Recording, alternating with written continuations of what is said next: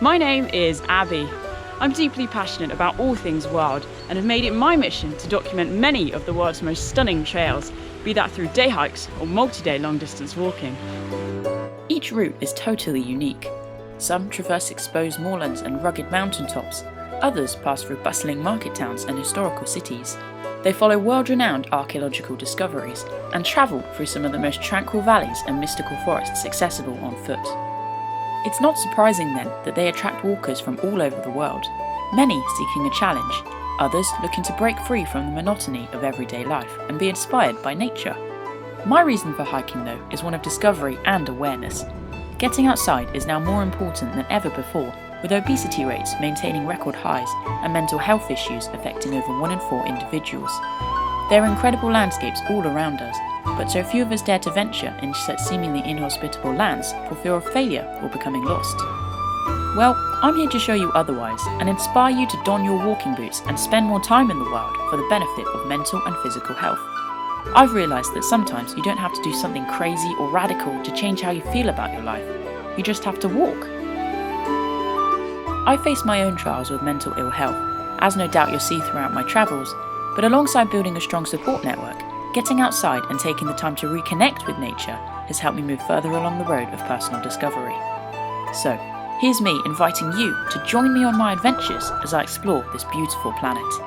There will be challenges along the way, and we're not guaranteed to succeed, but it takes a brave heart and a courageous soul to commit to the unknown. Now all you have to do is decide that you want it more than you are afraid of it. Are you ready? Let's go.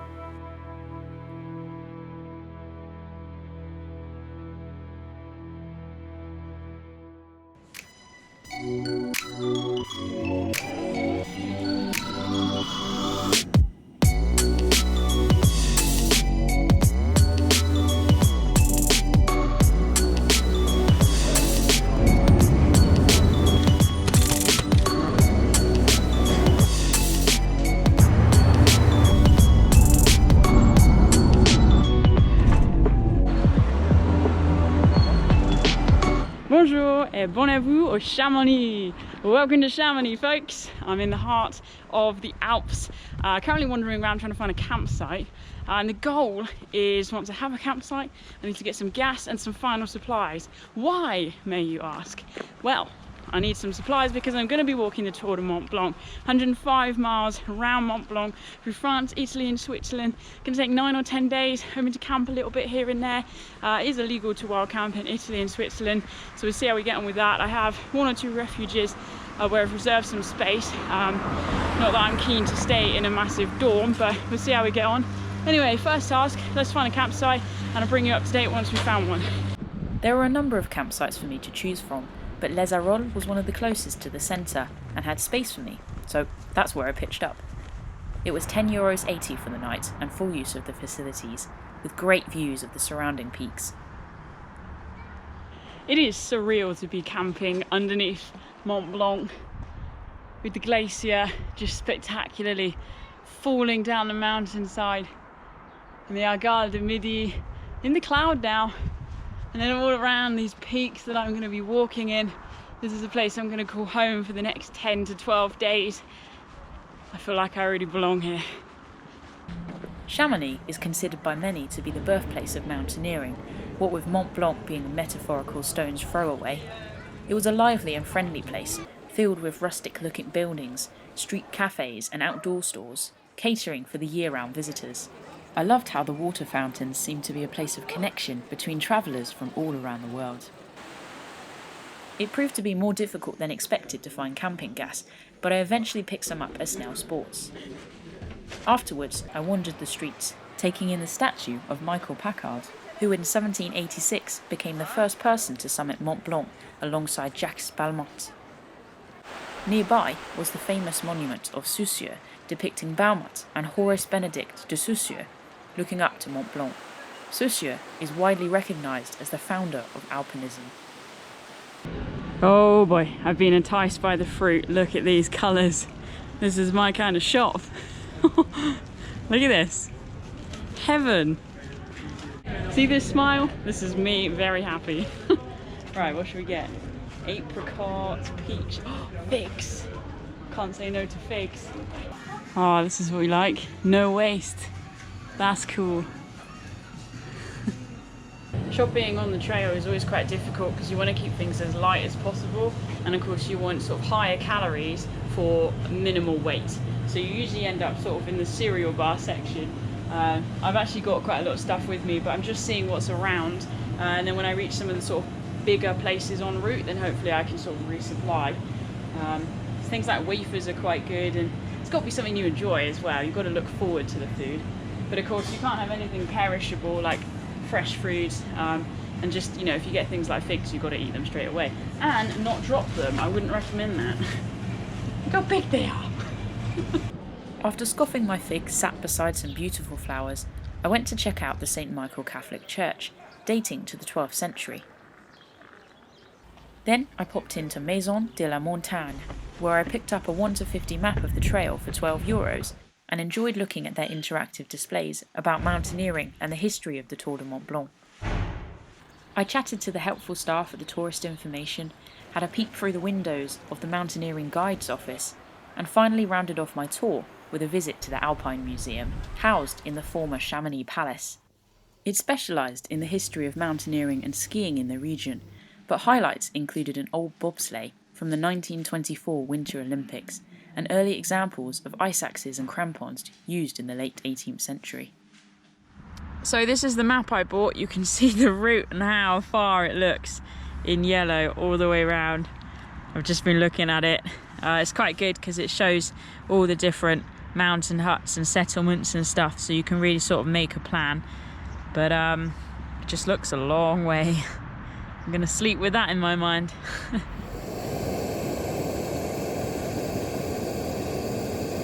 Right, we're leaving the campsite, making a quick dash for the bus stop. I might miss this.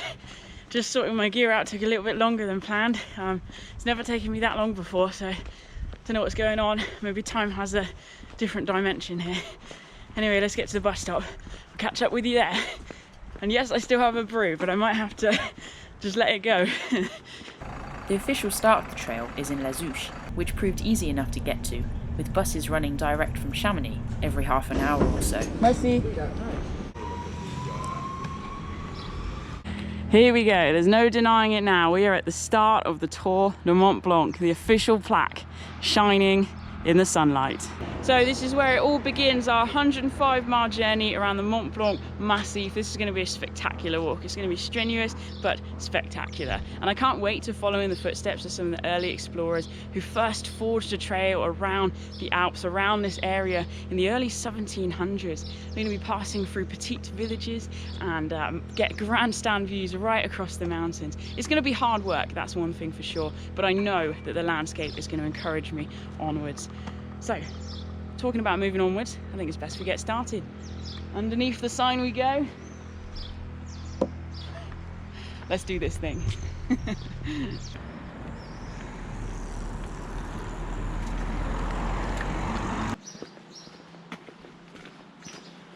So we're going to be following these Tour du Mont Blanc signs, which are quite obvious, which is good. So Col de Vos, that's the top of this sort of 5-mile climb. You can see we've got a massive stairs here. So I'm going to get my stick out and we'll just plod it and enjoy this. It should take about 2 hours and 5 minutes to be exact. So this is it, on we go. Good morning, doggy. It was a relentless and punishing 600-metre ascent to Col de Vos, though there was plenty to keep me moving, as I passed through shady forests, alongside open hillsides, and past beautiful chalets. Welcome to the alpine pastures of Haute Souilly. Help us conserve the quality of this region. Oh, cool. Just take your garbage with you. Grass is precious. Fences are necessary, and keep your dogs on a lead. Bonjour. Bonjour. Wow, check this out. We're here, Col de Vos. I got here a bit sooner than I expected, actually. So you can see next up is Bellevue and Mottets. Mottets got a water fountain, so I'm hoping to refill there. But you can see this beautiful spot here, nestled in the mountains. It's quite a big building. I think it's like a hotel, but there's a cafe as well. So if you wanted to just break today up, you could stop there briefly. It's lovely because if I just be quiet for a bit, can you hear that? It's just 360 cowbells, like they're everywhere. At 1,653 metres above sea level, the col was an interesting place, framed on all sides by immense snowy peaks. There was the tramway de Mont Blanc, heading up to over 2,000 metres, a water tap, and a little cafe selling cold drinks. The route also split, with a variant option heading up to Col de Tricot, though I stuck with the main trail. I realised that of course we're in Europe, so all of the distances in the guidebook are in kilometres as opposed to miles. So to the top of Col de Vosa was 5 kilometres as opposed to 5 miles, so about 3.2 miles. And then it's about a kilometre and a half, I nearly did it again, down to Mottets, where we're headed for now.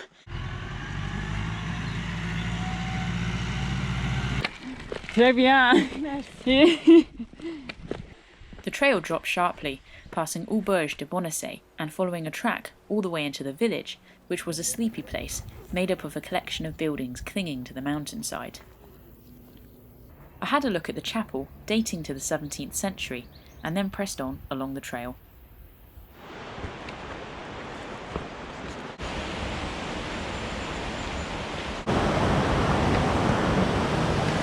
Here's our first river crossing over the bridge. So this is glacial and it's fed by Glacier de Mottets. Ooh, and there's quite a breeze coming off it. That feels icy.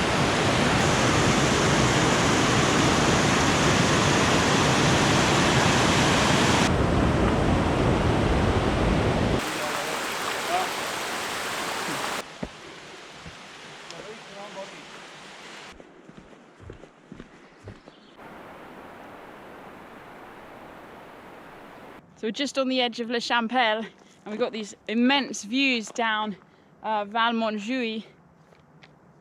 Gosh, it's a lot of buildings, but they're just curtained by the mountains on all sides.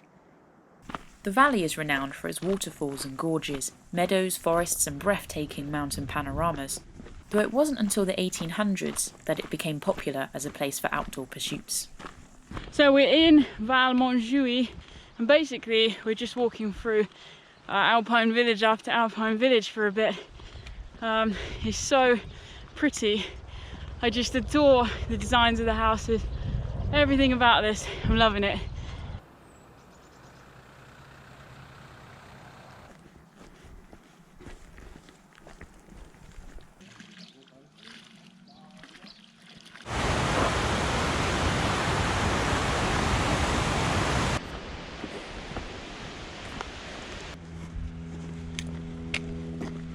La Cuy River.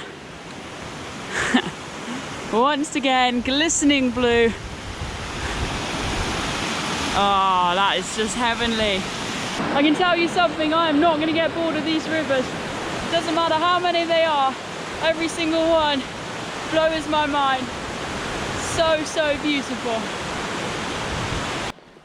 Can you hear all the crickets? Crickets and grasshoppers.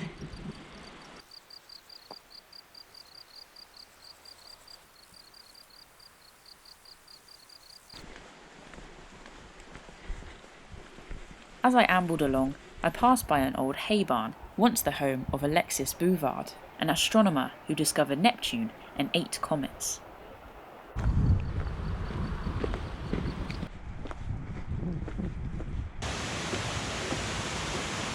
The sound of the river is so stimulating. It just pulses through me like electric. I love it, really love it. And just walking through this forest, it's just completely heavenly. We haven't got the mountain views, but there's still plenty to gawp at. After reading a billboard detailing about the local wildlife, I left the river Bon-Lantorrent and headed up to Les Contamines, a real jewel in the heart of the Mont Blanc region. The village has restored over 70% of its old farm buildings, giving it a cheerful mix of old and new. I headed to the supermarket to enjoy a few minutes of air conditioning and to pick up some scoff.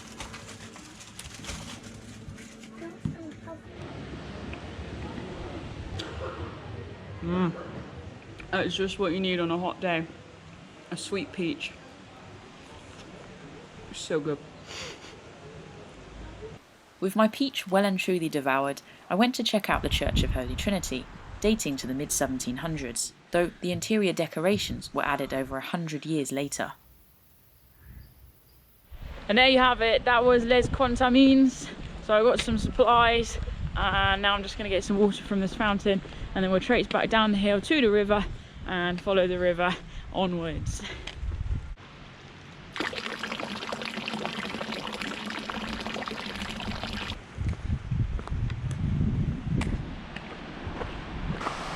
Here we are, back by the river. Happy days.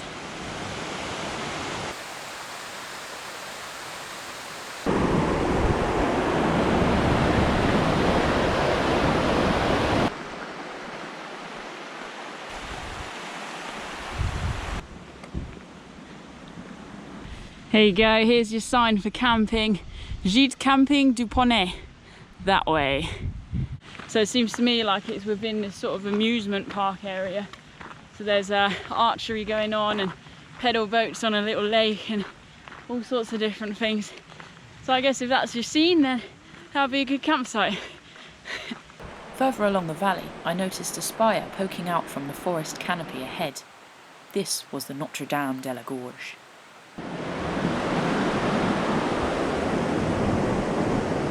So the Notre Dame de la Gorge, a 13th century Baroque chapel. It was actually rebuilt in 1699, but it's hard to believe that this was the place of worship for everyone in the Montjuïc Valley. Crazy. The chapel also marks the point where the trail to Col de Bonhomme begins. Historically, travellers crossing the pass would have visited the chapel, either to pray for a safe journey over the col, or if coming from the other side, to give thanks for a safe passing.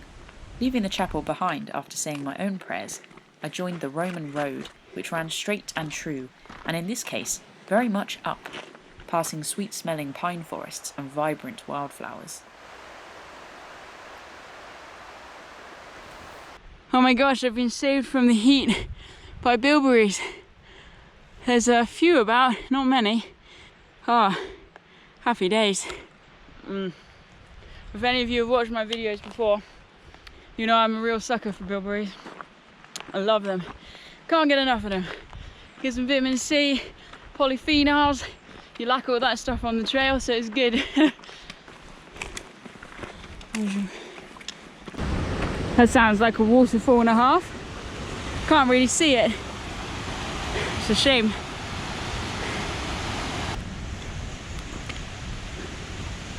Here we go, this is the Roman bridge. Should be able to get good views up the gorge from around here.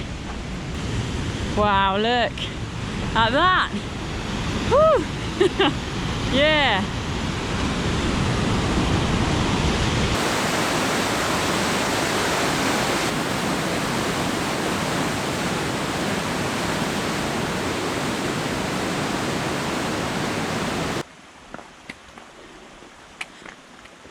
Hey, here we go. Chalet Refuge de Nain-Boran.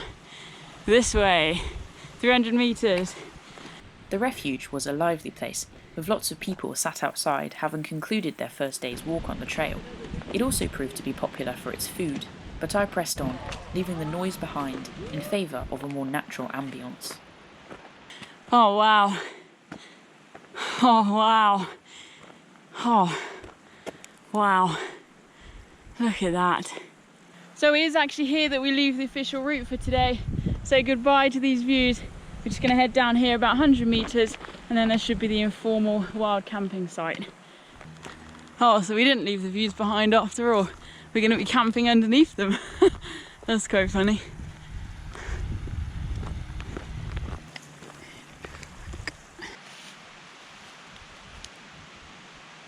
Welcome to my humble abode. So this is it, I'm all pitched up. I was going to sign off for the day, but I've got to show you this place because it's so cool. I haven't even properly explored it yet. So I have access down to the river just there, and that's where I'll go get some water in a minute. I want to show you my Sawyer micro squeeze. So we'll come back along here, and we can see just in that little hut there is a composting toilet. I probably won't use that, to be honest. And if we just come up here, This is the way we came into the little area, and these are the views we're camping in. Incredible. There's two things I want to do. So I mentioned first is to try out my Sawyer micro squeeze, and the second is to wash my feet and maybe my face as well. I just want to keep hygiene up, especially with my feet. It's just going to be cold. It was an invigorating and reviving wash in the river, and my micro squeeze, a portable water filter, worked really well. Most of the water on the trail is safe to drink, especially when coming from snow patches, but in the valleys it's always worth being cautious. Glacial rivers are also silty, so my filter cut out some of that dirt. Okay, they really are out and about, the police people. So this is a specific campsite, but apparently you're not allowed to pitch before 6 o'clock. So she just came and told me off, basically. I didn't want to film the conversation because that just wouldn't look good. But she kind of let me off because I've just entered into the reserve and I'm not English, and I didn't know that. So there we go. That means tomorrow, I mean, I've just been spending the whole afternoon since I got here really looking at the map, trying to work out where I could wild camp further on tomorrow, because tomorrow's a really short day. But I mean, that just goes to show they're on foot, they're like ranger police people, so I'm not going to risk it. The people I've met who have managed to camp the whole way, I mean, respect. But I just can't really risk it. So tomorrow's tomorrow. I've got to get some of these flies out. Can you see this? There's so many flies. I mean, they're all on the other side, but they're just filling this tent. So I'll get them out. I'll finish eating my couscous. Oh, finish eating my couscous and then go to bed.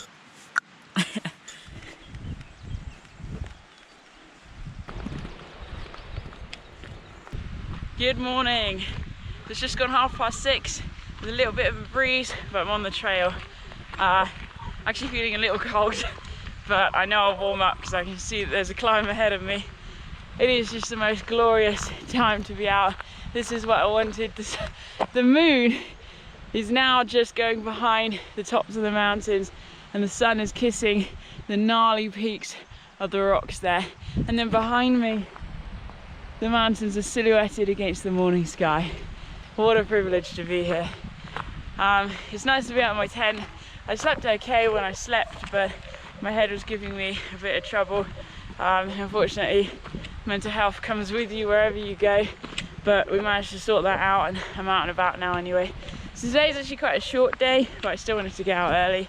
I think I've only got like 7 miles or so to sort of the southernmost point on the trail, which I think is pronounced Les Houches, something like that. I need to check. I've not heard anyone say it, so I really need to check that. And then what I actually wanted to do was press on a bit further today, because it's, you know, it's a short day, and tomorrow is a long day. It's longer than yesterday, but there's nowhere to stay, and from the sounds of it, there's very few places to wild camp either. And then once you get into Italy, the border police or camping police are even more on it, I think.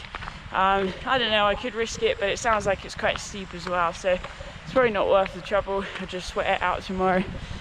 I made good and steady progress along the trail as the sun dripped down the wall of mountains ahead, and I felt truly humbled to have the space all to myself.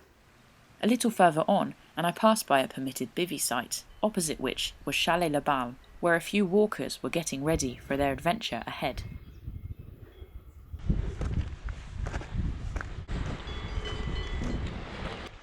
It feels almost criminal to speak in this landscape right now. I just can't stop looking around me, taking in the varying shades of light as the sun comes up. And all you can hear is the birds and the river and the clang of cowbells. It's getting steeper now, heading up towards that beast of a pylon.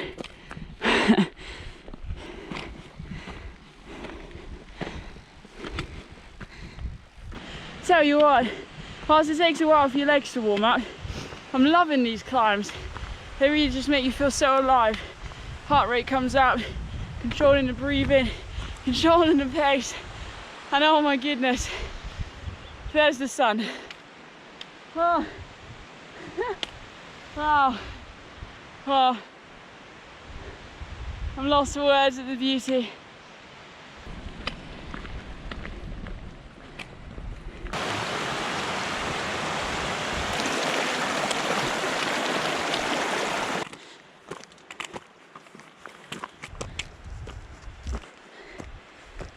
it's proving to be quite difficult because the ground's quite scree, so it's a bit sort of rocky, and I keep slipping because I'm constantly looking at the flowers, and with every corner there's a new one. Oh, I'm loving this so much. I felt dizzy with the diversity of colours and shapes exploding from the rocks and grasses all around. There was bladder campion and mountain thrift, alpine buttercups and causation stonecrops, orchids, arnica, bellflowers, violets, mountain forget-me-nots and more. It seemed the higher I climbed, the more diverse the species became, and I could scarcely breathe for the beauty. Looks like we got a snow crossing up ahead. Not too steep though, so that's all good.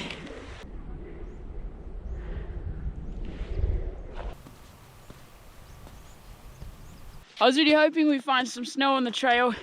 Earlier in the season, a lot of it's covered, makes for tough going. But right now, mid-July, I expect we won't be seeing a huge amount on the paths. And anyway, because it's been trodden so much, the path's really clear. It's all good.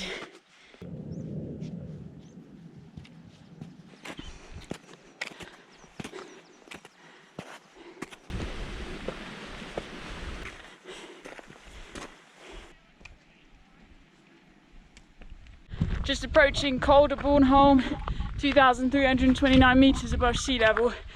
We got about just over 200 to go to the highest point for today. But check this out. Whew.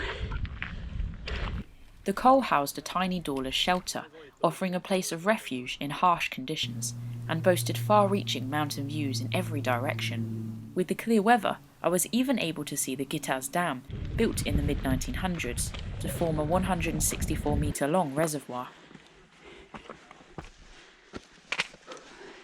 I tell you what, this stretch is just magnificent, and after that climb has taken, you know, a couple hours. We're still very gently ascending, but it's nothing like we've already conquered. That's the steepest so far for today. I felt truly at home in the mountains and thankful that the weather was being kind, allowing me to take my time and observe the interesting geological formations in the rocks around me. I could see layers of limestone strata hinting at the formation of the Alps. Nearly there. Come on. Oh my gosh. Keep moving. Wow. Here we go, 2,479 metres above sea level. Not quite the highest point, but still utterly spectacular. Boom.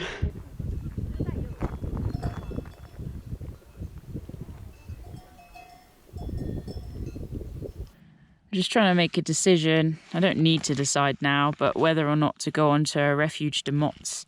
There is a river there, and there is quite a lot of trails about, definitely, but I don't know if I could have an evening meal there and then pitch up when it's dark, something like that. I'm pretty unsure, but like it's not even 11 o'clock yet, so I'll be down there probably by 12:30, 1, and then that's it. That's my day done.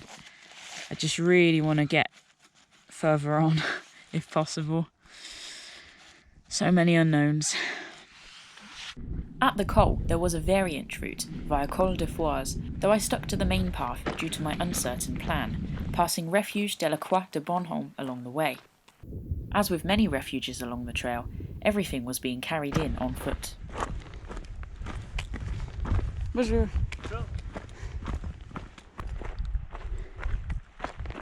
Check out this waterfall coming down.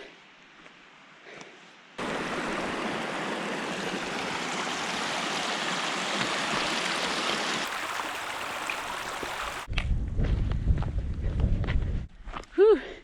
This is a good descent. Yeah, it's funny because your legs work so hard on the way up, and then on the way down it's like brace. So they're really working.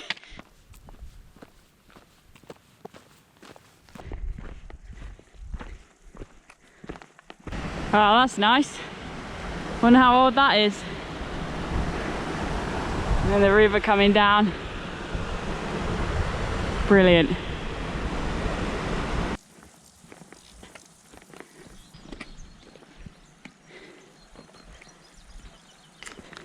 Bonjour. Oh, we made it. And there's shade. It's supposed to be getting up to 32 today and 35 in the next couple of days. So shade, I'm very grateful for. Let's check this place out. This looks hopeful. Let's have a look inside. Sandwiches. Bonjour. Bonjour, merci. Ah, banane.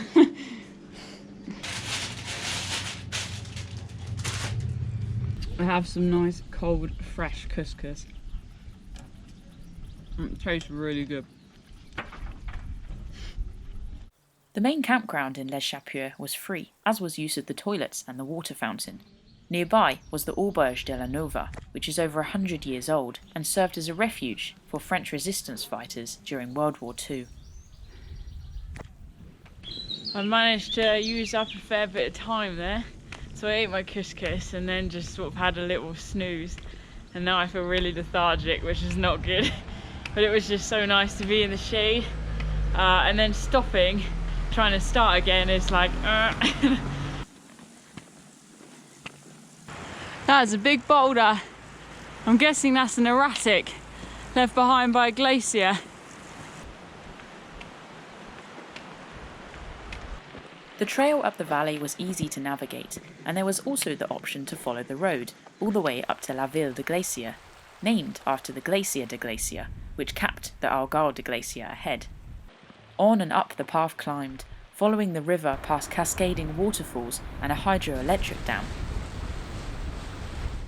Further on, the footpath overlooked the road and La Ville de Glacier, a tiny hamlet made up of a cluster of buildings and a little chapel. God, this is relentless. Just keeps going up. The road looks much more mellow. I mind it'll be hotter over there.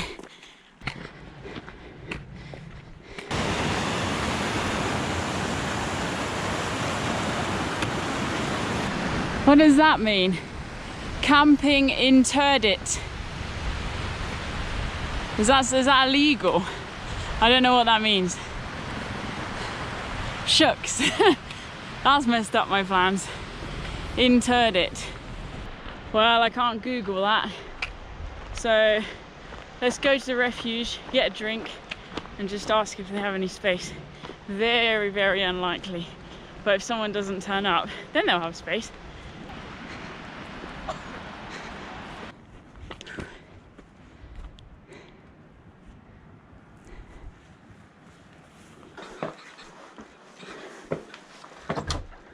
Maybe you have a space in a big dome, Okay, but it's a very big dome. that's okay. I don't even need a bed, I have a roll mat. If I'm allowed, I would be grateful. So you have showers and toilets. So Okay. the day if you stay. Yeah, Only the night it's 17. 17, that's good, isn't it? It's a big dorm though. Where do you stay here too? Or? Yeah. Oh. We live in a house. Oh, do you? Oh, I see. Oh, wow. And you can go past one bed. And Yeah. here. Cool. There Okay. will be nobody here. I'm actually quite enjoying this. Obviously everybody hasn't arrived yet because there's literally all of the beds are empty and it's going to be full in here. Just sort of faffing, to be honest. I do feel a bit anxious about being here, but I think it's good to sort of test myself. And this is such a traditional dormitory as well. This is what life has been like for hundreds of years in the mountains when traveling in the mountains. So I mean, that's quite cool. But also I was just sat out there out the front and I could see the marmots, which was amazing. They're these sort of rodent-like animals that I've been keeping my eye out for. I haven't seen any until now that I finally stopped somewhere, which is quite cool. But the horse wasn't having any of it. He didn't want the marmots in his territory, so that was quite funny.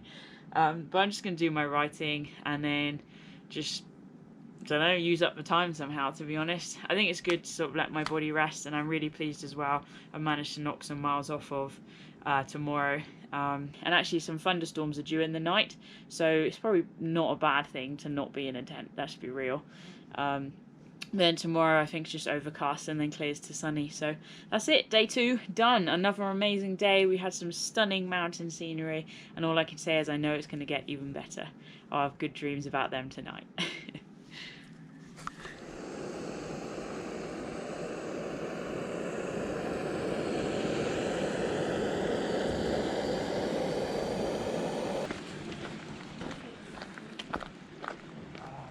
It's officially happening. Day 3 on the Tour Du Mont Blanc. I'm glad to be heading off. First one this morning actually, which is quite cool. There's a real sort of bubble of activity at the Refuge. How did I sleep? Fitfully. People were sort of all in bed by 10:30, although I was in bed by 8. That's kind of my new routine, in bed by 8, sleep by 9, waking up at 5. Anyway, I'm headed to Italy. Col de la Sine, that's the border between France and Italy, and that's our first aim. Means we've got a bit of climbing to do. About 2 hours of up, and then we'll be there. Say goodbye to the Refuge.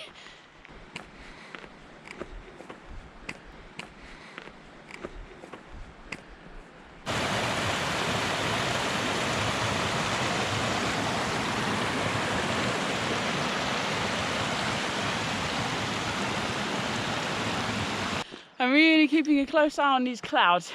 Obviously I've seen the forecast, but the mountains don't necessarily obey the forecast. It's the other way around.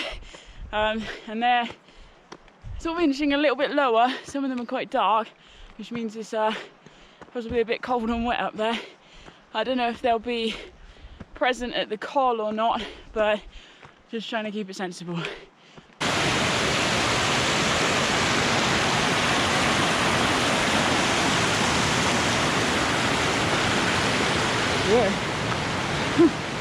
Oh wow, look, I'm there.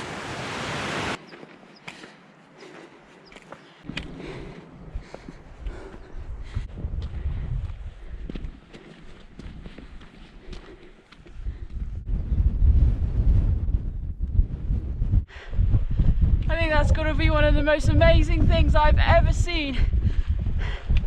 We made it. Col de la Sine. Au revoir, France. Hello, Italy. Oh, I'm in heaven. Look. Wow. Oh my gosh. Oh my gosh.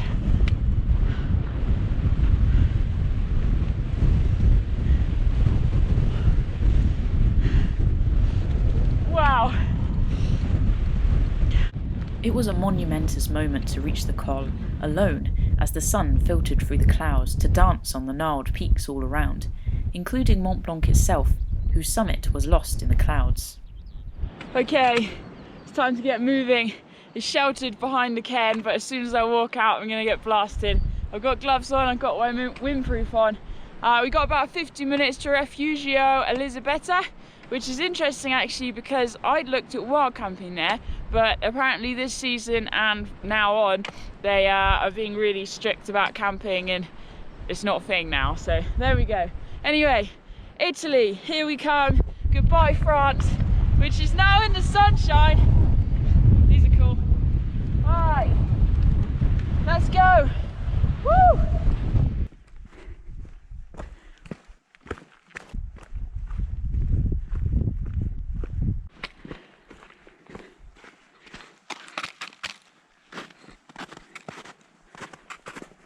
Let's really watch our ankles on this stuff. It's properly nasty terrain to be moving through. Ooh.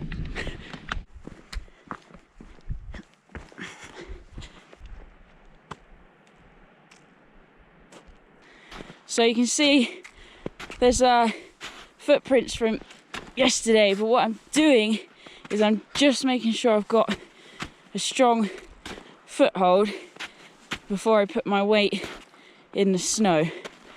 Although I'm really not going to fall that far, but I'd rather not fall, to be honest.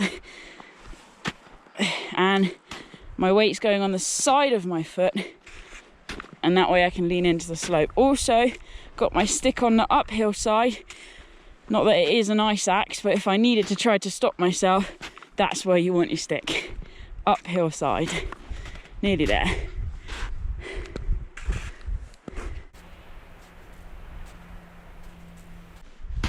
We're on another patch. This one's a bit steeper. I don't want to fall down there.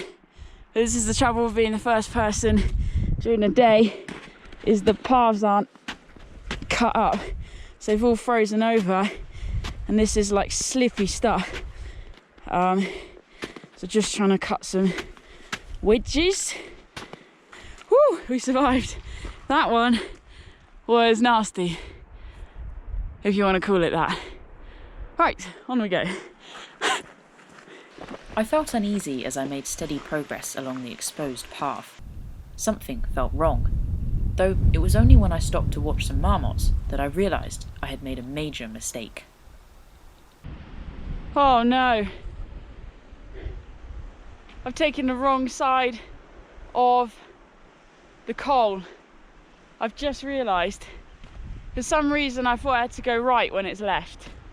Oh, I feel sick. Okay, a little bit of panic, just let the panic go. I have to go all the way back up to the col. This route isn't on my map. I just wanted to check because I saw that building. I'm like, that looks like the exhibition thing that I was going to tell you about.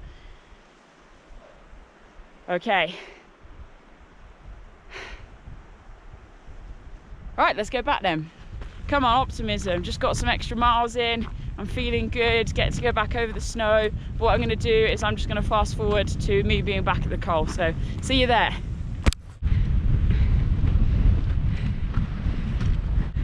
Okay, now I'm confused. I was going the right way.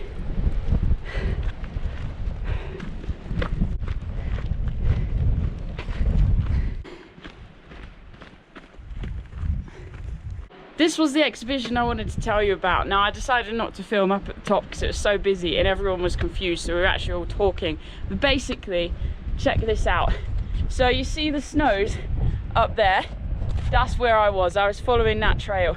So if you want to head to Refugio Elisabetta, which I do, you want to stay on this side of the river. You want to ignore the sign saying that it's that way. You want to stay low. So basically from the boundary marker at the border, you want to basically go straight down and you'll pick up quite a well-worn trail. Anyway, exhibition. Let's go have a look. Bonjour. Hello. Oh wow, is that a Lammergeier? Yes. Wow. Exactly. That's really Oh, the Latin names, that's good. Yeah. It's better when you are Okay. the Mont Blanc. Of course. Hey. Have you been to the top? No. Oh, do you want to? Maybe. Maybe. Yes, Yeah. one day. Maybe you take the téléphérique or? No, I walk. Okay. Yeah. So Col de Vos, Yeah. Col de Tricot, Yeah. and Chalet de Miage. Okay. Usually, the hut is unoccupied, but on this occasion, there was a group raising awareness about altitude sickness and trail first aid. They proved to be a lovely bunch, and I volunteered to have my blood pressure taken and to fill in their questionnaire. I definitely wasn't thinking straight though, as I couldn't even remember how tall I was. You're 8. 7'8". Is that right? One No, 5'7". Not in inches. Maybe the altitude is probably. The dizziness of altitude. When you make noise during your sleep. Snoring. Snoring. Yeah. Do you snore? No. No. Maybe. Yeah. Ask the people at the refuge. The altitude, do you? Cool. Thank you guys. Yeah, have a thank good you. day. Thank you. Have a good Cool. day. See you. Bye.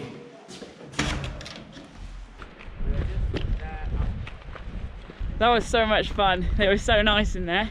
Good to see that my blood pressure is pretty much perfect, if a little bit low actually. But yeah, so now just pressing on. So Refugio Elisabetta is the next place. We'll finally get there today. And then, I don't know, I haven't looked at the map for the rest of it, so I will look at that when we get there.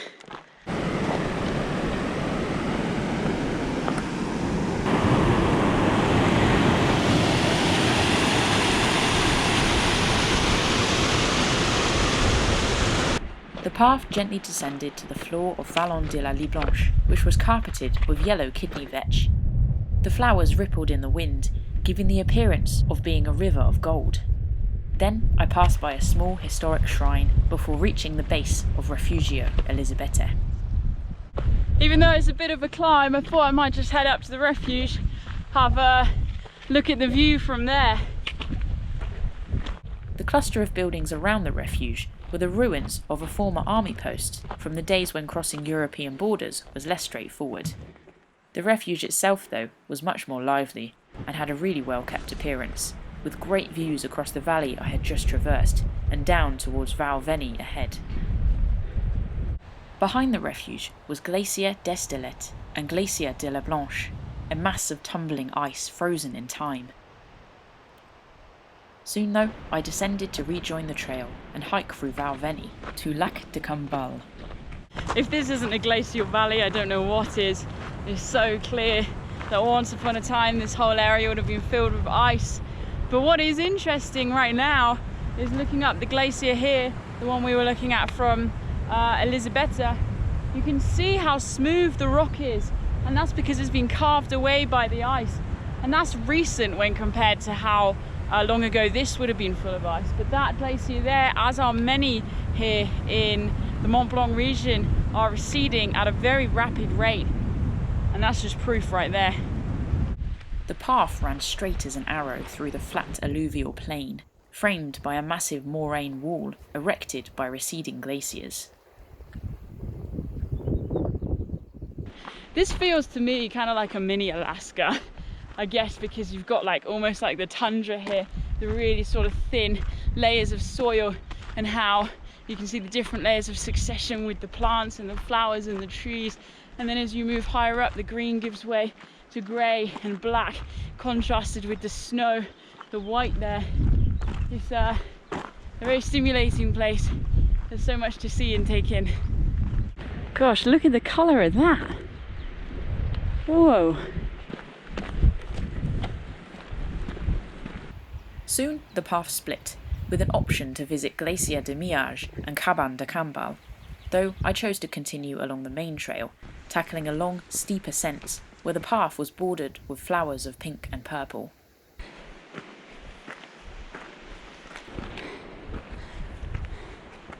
Hello. Bonjour.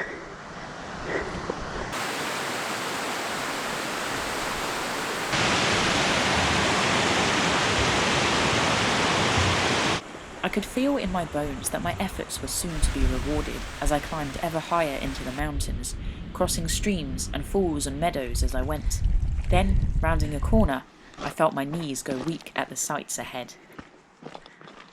Gosh, I can't take this in. Look at it. Glaciers up there, mountains over there, mountain, river. Oh my gosh. Literally, my heart is going to explode right now. I was practically skipping along the trail with joy, soon to reach Maison Vieille, where I was due to stop for the night. Once again, though, I could sense a change of plan coming on. Listen to those crickets. Crazy.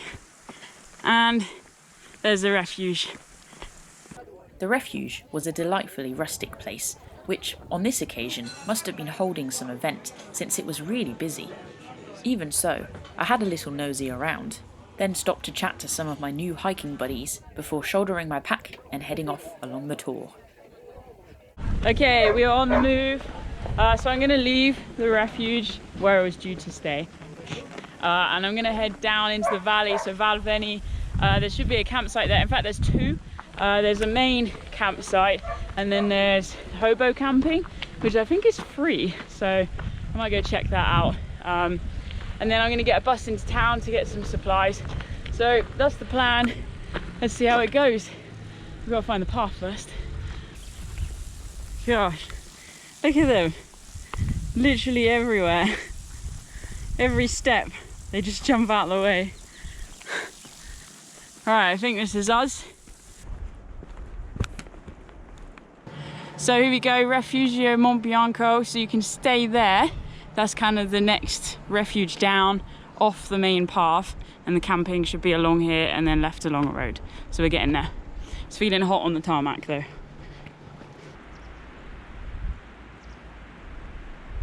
Okay, so I've come down the hill and I'm at a road. Camping is that way, but I'm just waiting here for the bus. I only had 10 minutes, so I thought, do you know what, rather than go and pitch, I'll just wait for the bus. So it should be here any minute now. Go into town, get some supplies, and then take it back to the campsite and crash out for the rest of today. And I'll let you know about tomorrow later. The bus ran direct to Cormeilles via a steeply switchbacking road, making for a thrilling ride. That's it. Once in town, I didn't really look around, as I figured I could do that in the morning. Instead, I stomped the streets searching for a supermarket, which actually proved to be a bit of a challenge, as the place seemed to cater for the more chilled out folk and not so much for hikers. Finally found one. That was a struggle. Oh, I need some of that.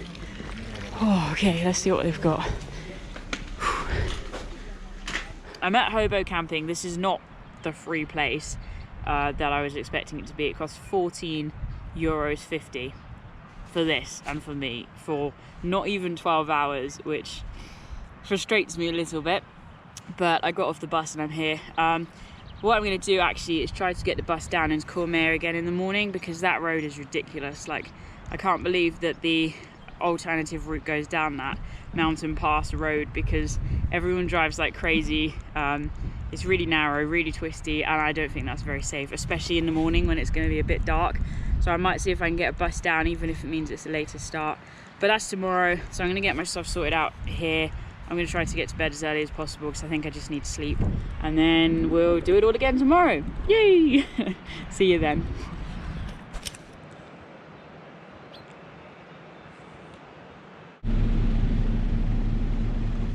Good morning. It's just gone 8 o'clock and I'm in Cormeilles. So I caught the bus down, which worked really, really well. Just had a bit of a lie-in, and being here at 8, I probably wouldn't have been here any earlier if I set out on foot. So that feels good. I'm just heading through the town, which is sort of just waking up, and then we'll pick up the trail somewhere around here. My maps don't tie up, so it's a little bit confusing, but I'll fill you in with the day once we get to the trail. It felt good to wander around the town in the cool and quiet of the morning, though it still proved difficult to navigate around. I was mainly interested in visiting the Mountaineering Centre and Alpine Museum, but I completely forgot it would be shut so early in the morning. Never mind, onto the trail it was then.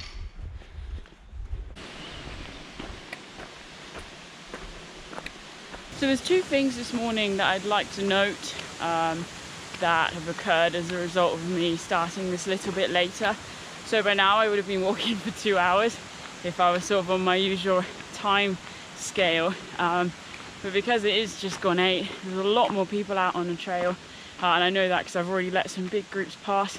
But also the sun has obviously reached further down the valley. So instantly it's hotter. And for me, as someone who likes the cool, it makes a noticeable difference to my energy levels. So we'll see how we go. Either way, got to keep plodding. But I just wanted to put that out there.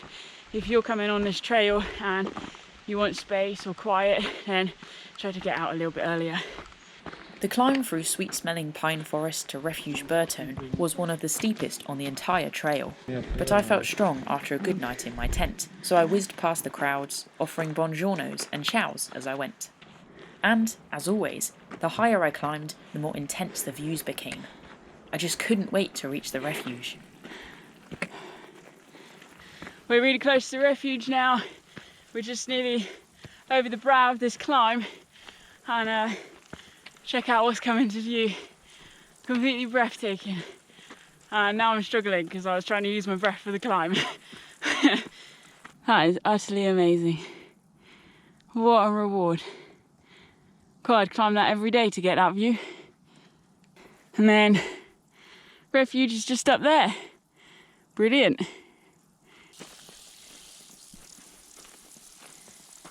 Refuge Bertone certainly had its fair share of inspiring views, and I imagined it would be a magical place to wake up after spending a night within its walls.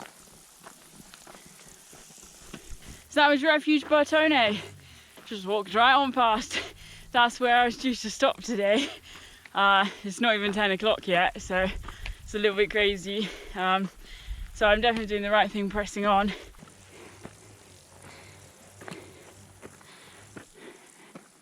See all the snow fences up there?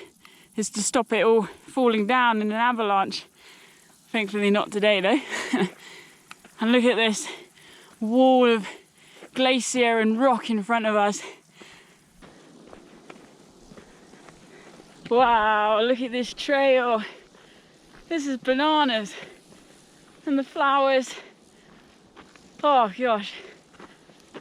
Keep breathing.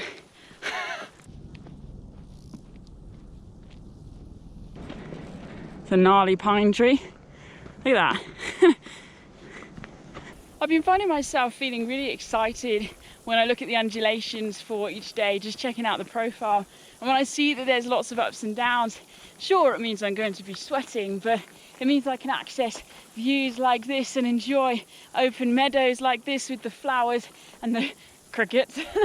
And I just, you know, talking about how blessed I am, I'm utterly humbled and so grateful just to be here. And you know, I don't think I've ever felt quite so alive. Just the air is pulsing through my mind and the mountains and the flowers are igniting me forward. It's just utterly stimulating, and sure, this is a strenuous walk and you need to know how to move in the mountains, to read the weather, to operate in this kind of landscape. You need to do a bit of training, but for me, you know, I'm just really powered on by everything around me. And when I see that it's going to be a challenging day, that excites me. I wish I could hold on to that feeling forever, but right now is what matters. So let's just enjoy it.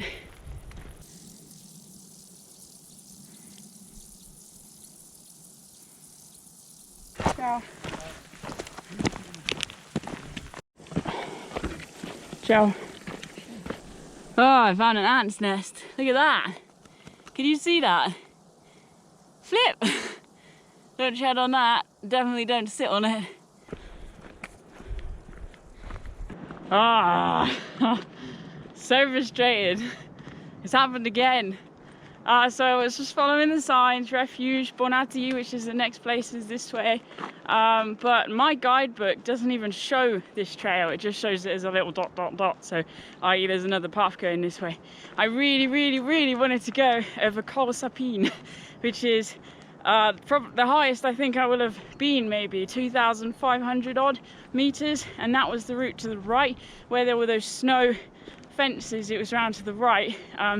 So you can basically get to Refuge Mottets that way. And I only realised that, doesn't show it in my guidebook, because I have this map. This has been an amazing investment. Doesn't matter that it was 12 euros. This has helped me no end. I know it's upside down.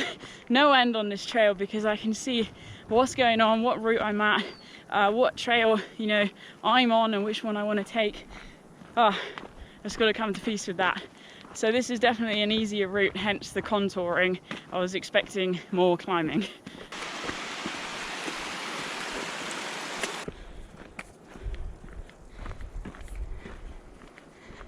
Now we're talking. Look at that. We get to cross that. Woo, exciting.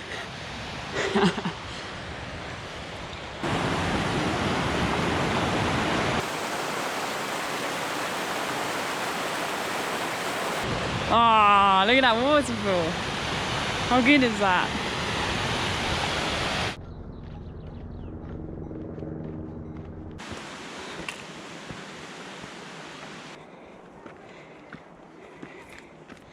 We're just on the final ascent up to Refuge Mottets, which is great. It's just gone 12. So basically, this is where the higher route joins this route, the main route. I would really recommend this route, especially if the weather's bad or you're feeling tired or you like wildflowers, because it is pretty spectacular. Up high will definitely be a bit more challenging. You might get further views, but this is still truly wonderful. Anyway, let's get to Refuge.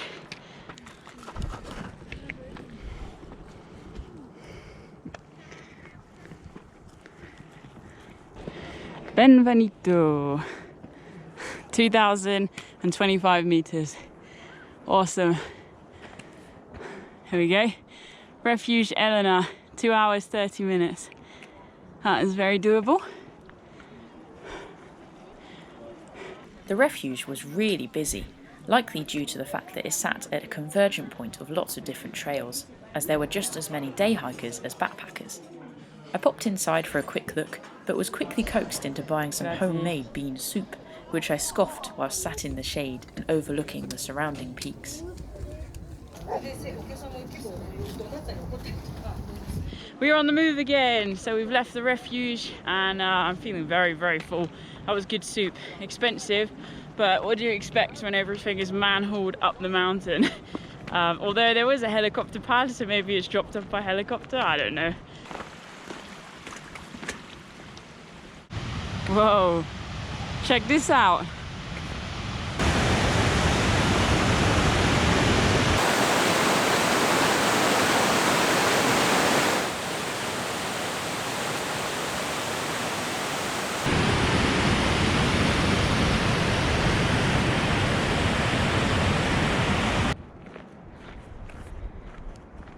Now I know I've been going on a lot about the wildflowers, and that might be the understatement of the year, but I have been keeping my eye open for wildlife. I really wanted to see some ibex and these chamois, I think they're called, these small mountain antelopes. Haven't seen any golden eagles or lammergeiers. They're birds that are frequently seen along the trail.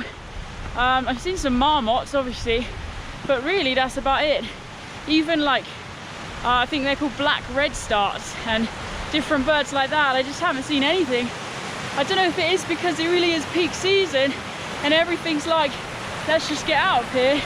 But, well, at least we got nice waterfalls.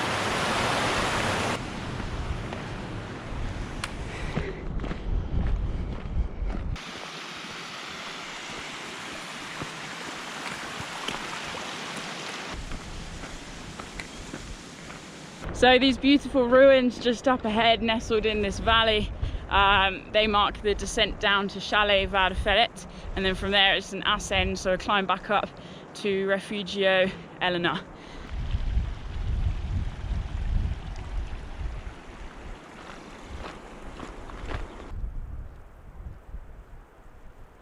It was an exhilarating descent down the switchbacking trail to the bottom of Val de Ferret, home to Chalet Val de Ferret, famous for their huge menu of affordable and good quality meals.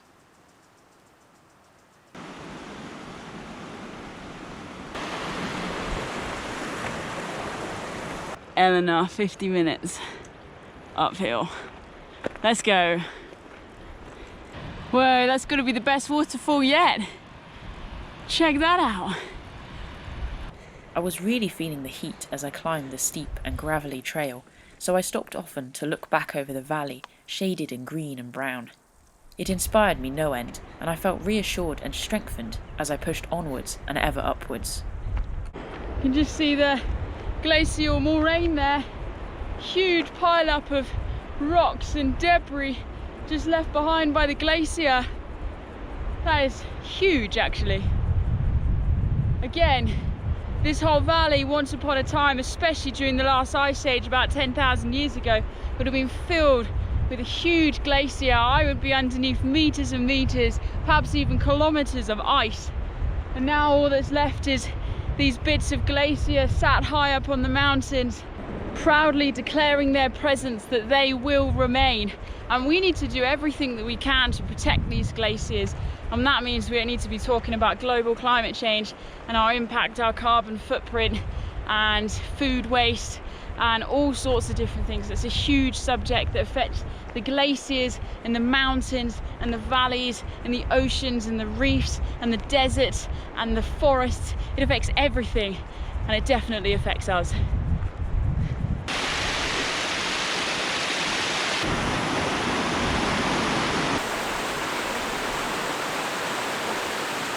As I neared the refuge, the trail became busy with walking groups.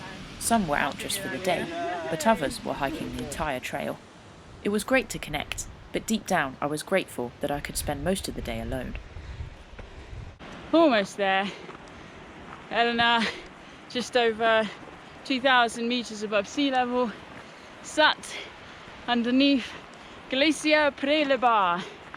Once again, a stunning mass of ice. Whew, that's not a bad viewpoint. At 2,054 metres above sea level, the Refuge offered inconceivable views back across Val Ferret and ahead to Glacier Près de Bar. The building itself is said to be named after a young shepherdess who lived in the area many years ago. After taking it all in, I headed inside to ask about beds, or to see if I could camp nearby. No, okay. Are you... Camping for descendre, camping. Yeah. Okay. Are you fully booked completely? Completely. Okay. Is that okay? No beds. No beds. No beds. Okay. Okay. That's okay. Okay. Grazie. Ciao. Ciao. I knew it. No beds. Okay, so as expected, they're full. So I'm doing something I never do, and drinking a fizzy drink. Because I'm gonna need the sugar, because I gotta keep moving. I didn't have an exact plan as I began the ascent to Grand Col Ferret, but I figured I would either try to camp or walk all the way to La Fouly, likely arriving in the dark. I felt deeply unsettled by the warnings given by the staff at the Refuge, saying that the police checked the area each night for campers, but more so by a group I had encountered whilst I was resting at the Refuge, and though we only had a brief interaction, it left me feeling threatened and overwhelmed as I walked on. It really knocked my mental space and confidence, and I had to fight back a panic attack. Everything felt wrong. That was until I looked up and into the eyes of a curious marmot, where I saw my reflection and remembered who I was and what I was doing. Okay, I am walking, and I like walking. Right now is the best place that I can be. I do not regret my decision today. Definitely the best decision. I'm not good at sitting around. I got past where I was supposed to be at 9:30 this morning, and I am walking now at nearly 6 p.m. The wildflowers are still beautiful. The mountains are still beautiful. The sun is still with us. I just need to appreciate this. Doesn't matter if I don't have a specific plan. I have options. Find somewhere to wild camp. If not, 5-hour walk and I'll be in La Fouly. It's all downhill from the col. There's a campsite at La Fouly. Even if it's dark, it's possible. So all is well. I rang a friend, talked through my doubts, managed to get some signal being a little higher. So important to have those people in your life who you can ask for advice, who create space for you to share your worries and concerns, and they still love you, and that's all that matters right now. So there we go. I'm on the trail. I'm happy about that. And hey, I'll keep walking all night if I have to. I love being out. This is home. This is where I belong. The weather forecast is good. All will be well. Ciao. Ciao. I can just see the col up ahead. We're almost at our contour that I believe we follow, and that'll take us to it. Oh, you know what I've been saying about feeling alive? It's just gone to a whole nother level. I've never felt this alive in my life. Look at where I am. Look at what I'm doing. I didn't know if this trip was going to happen. I didn't know if I'd be well enough. And look where I am now. Always stronger than I think. We are always stronger than we think. And the other night in the Refuge, I was thinking about purpose and how the trail gives you such a sense of purpose. So there's none of this, what am I going to do today? Can I do this? Like, you just know you have to walk from A to B. If it doesn't happen, make a plan and then go with that. There's always options if you have the skills and the ability and the support around you. And this is the kind of place you can end up. Oh, it feels good to feel alive. Just got to take a little picture memory here. I must never ever forget this.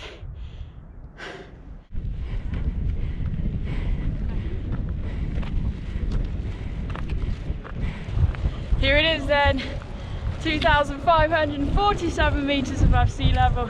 That is Italy, and that is Switzerland. Job done. Woo! Nice. The col had an amazing vibe, and I chatted to the various hikers and campers enjoying the space. It was an emotional experience, and even though we didn't speak the same language, I knew we understood each other on a deeper level.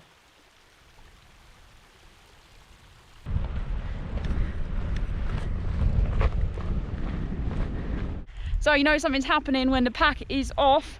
So it's on the floor. This is where I'm going to camp. So just to run through as to why this is where I'm going to camp. So it's flat. There is fresh water here coming down just from up there, so that's as fresh as it's ever going to get.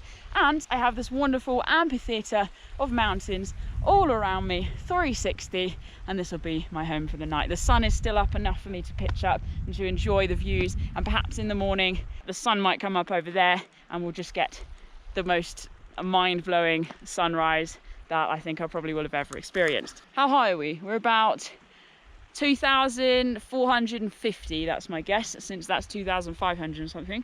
So I think this is the highest I've ever wild camped as well, so I'm happy. And you know what, if the police have walked up here and they find me, I will quite happily give them the money, because it's very impressive if they walk up here.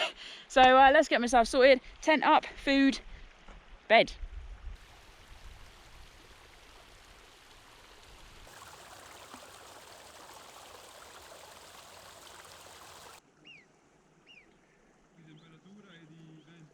So I've got pasta all fungi tonight. So I just basically rehydrate it, so I put warm water in it. I always put more than it needs, because then it's sort of like soupy and it helps to rehydrate me as well. So basically pasta, vegetables, herbs. It's quite substantial, 600 calories, nice mix of protein, fats and carbohydrates. It tastes good too. As the sun bid me farewell with a soothing light over the mountains ahead, I knew everything would be okay. An hour later though, and my tranquility was shattered, as the group I had been intimidated by earlier in the day pitched up nearby, creating more noise than a full campsite. In the end, I just put my earphones in and focused my mind on what I was grateful for, happy to be in my little tent and excited about the day ahead.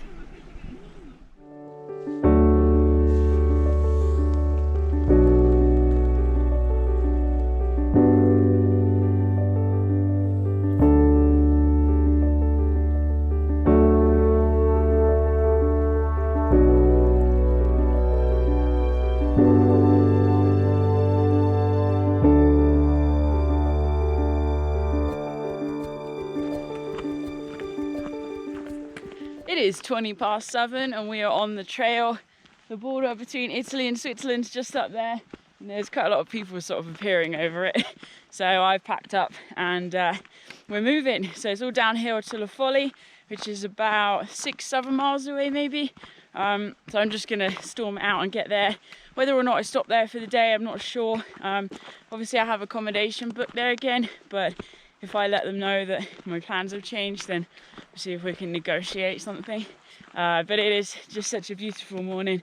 I didn't really sleep at all. I don't know why, but it wasn't until like 1 o'clock I decided to take some of my sort of anxiety medication, and that helped me sort of relax a little bit more.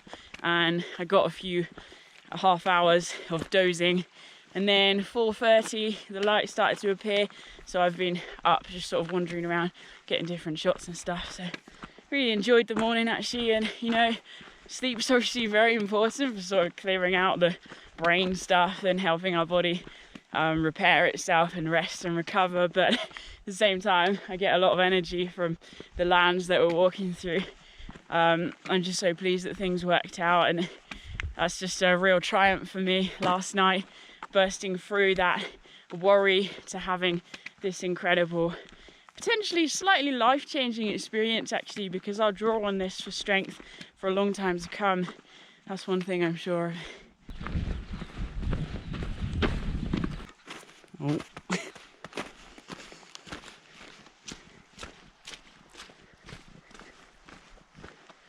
How cool is this trail?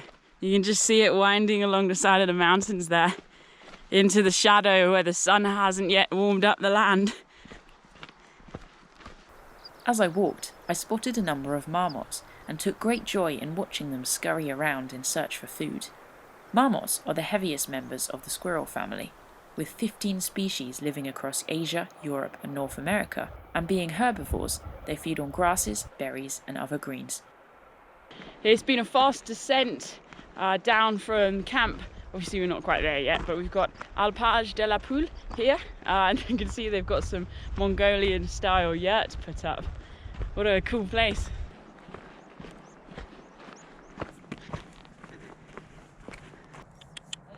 you sleeping? You friendly? Look at that face. He's so happy about this, huh? Hey! Morning, you okay? Good morning. How are you doing? Still waking up. Oh, fair enough. You? This is a really cool little place. So this is a converted barn building and they've sort of made it into accommodation, individual accommodation and dorms type stuff. But what an amazing place to wake up.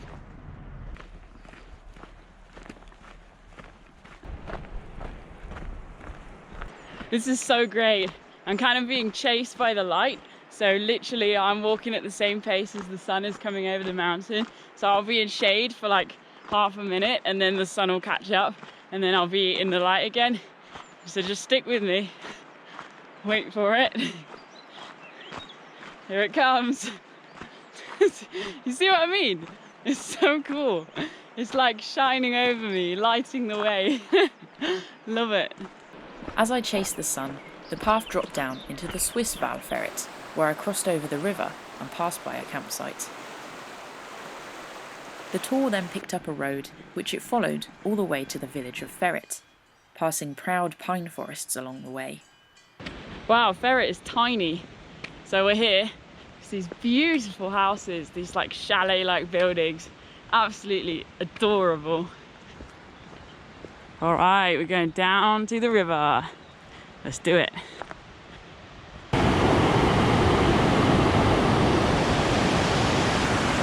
Oh, that's a bit wonky. Ah!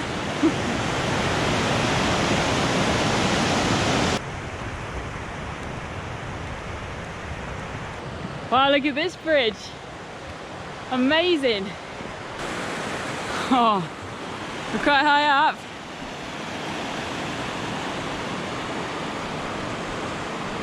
The path crisscrossed the river as it twisted this way and that, flowing forcefully and filling the valley with an electric atmosphere.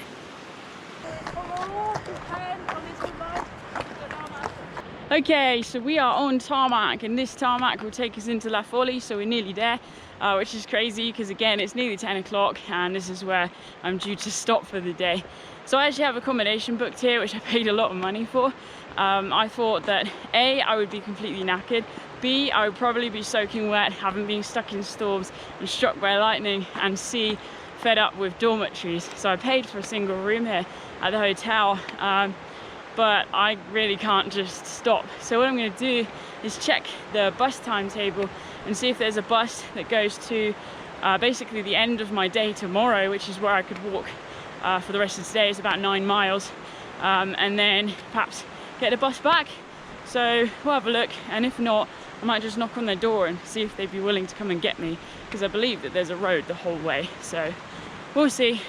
La Fouly was a vibrant place, busy with hikers stocking up on supplies at the supermarket or purchasing gear from the outdoor store.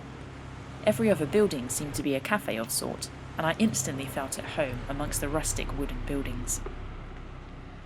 Okay, so right near the end of town, that's the bus stop, and this is basically the hotel. This is where I'm supposed to stop for the end of my day. So the Elvis, maybe that's how you say it. I'm just gonna ask them about buses, that might be simpler. Yes. There is a the bus. Okay. From Champagne and La Fouly, you need to take the bus to Orsières. You can buy a ticket for La Fouly Okay. from Champagne, Yeah. but the bus will first stop. Game on. So that's what we're gonna do. So it sounds like I have to change, which is why I couldn't see it on that timetable. So I'm just basically gonna walk to Champagne and work it out from there. So it's about a 4-hour walk.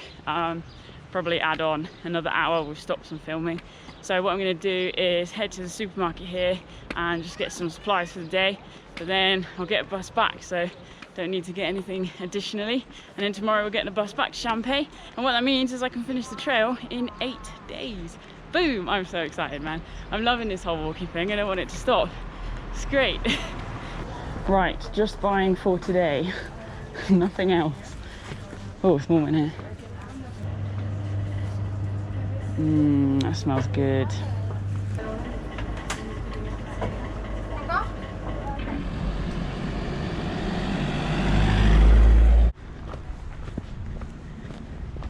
Wow, we've got a dam here. Just walking over it. Look at the silt in that water. Let's have a look over this side. They're letting some water through. Woo.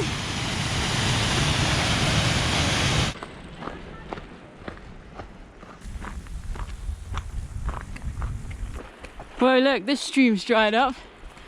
Wow, look at that waterfall. Whew.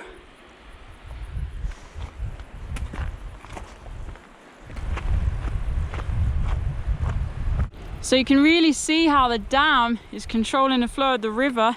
There's just nothing there now, but you can see how big it would have been filling this whole basin there. Gosh, that's quite a difference.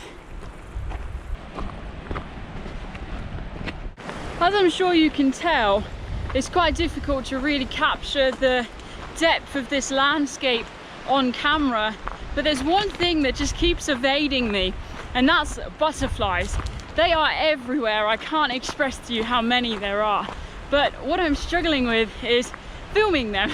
And there is one specific butterfly that I keep occasionally seeing.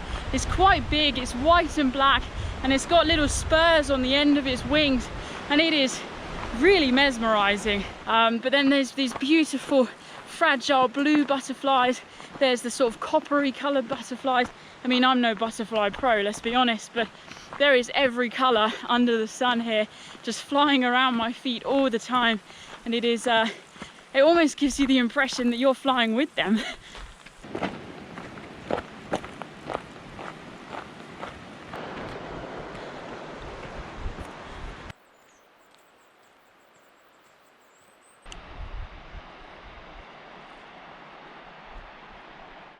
Oh, look at this up ahead. We've got metal ropes here to hold on to if you find that a little bit dizzying, which personally it doesn't bother me. I suppose it can be helpful.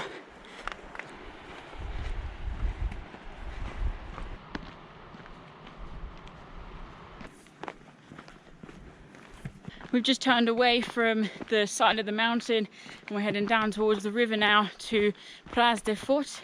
I just want to get there because I need water. Sort of been rationing it just because I need to drink so much in this heat. It's really, really hot. Should I do it? I'm tempted. Oh, it's gonna be so cold. I'm scared. I'm scared. I'm gonna whiz out. No! Ah! Oh. Okay, that'll cool me down.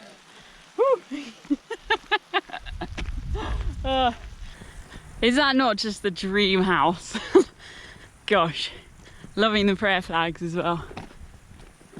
Place des Forts was a blissful place, comprised of a fine collection of wooden buildings overlooked by mountains on all sides. I don't need a lot to keep me happy, but I tell you what, having one of these chalets, what a dream. I just love every single one of them. And they've got so much wood around them. Goes to show that winters here can be pretty harsh.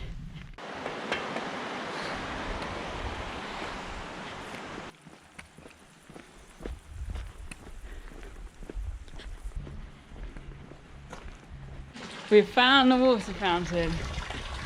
Yes. Well, actually, you guys found the water fountain.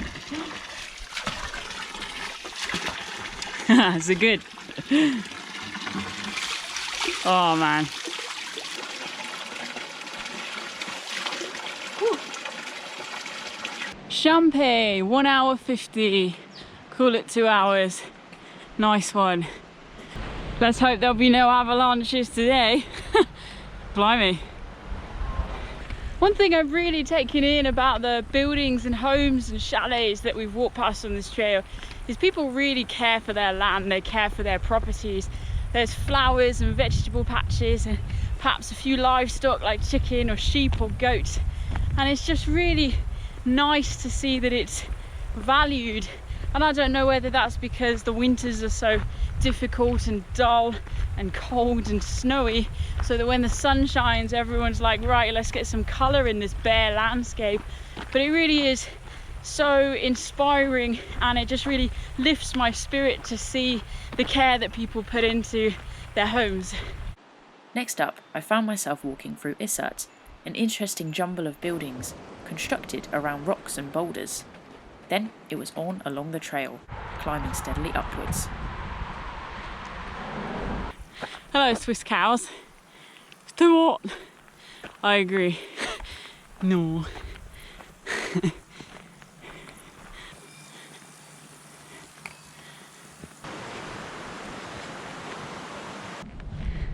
Look at these little sculptures. There's a snail and a mushroom house. And then look at this one up here. How cool is that? Have a drink. That's great. Hey, this one's an ibex. Look at that. Oh, that's made out of a tree. The 437-metre ascent through the woods took me all the way to Champay, and along the way it was possible to see right down through the valley. You can see why that is called Hotel Splendide. Look at this view. Boom. Champay proved to be a popular place, famous for its lake and mountainous surroundings. So here we are then.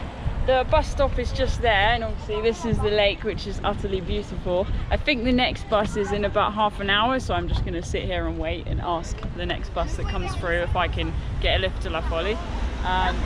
What a nice place to wait.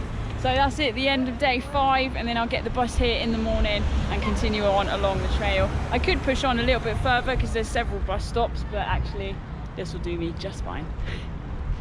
I had the best time waiting for the bus to arrive, soaking up the sun whilst eating my leftover snacks and surveying the glistening blue waters of the lake. The bus turned out to be a classy coach, costing €12.50 to reach La Fouly via Orsières.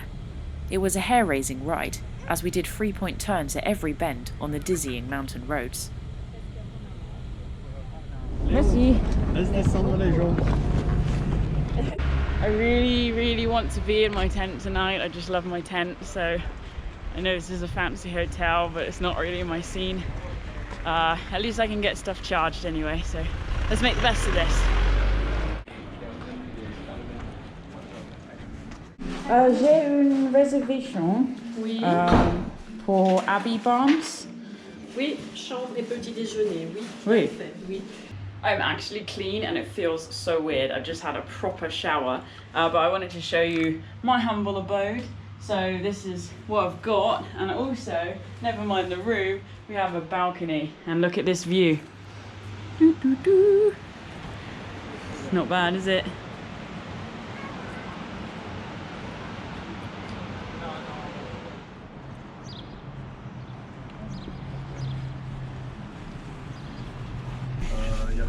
Bonjour.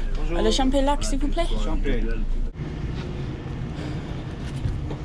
Good morning, good morning. We're back where we left the trail yesterday. This is Champay lac.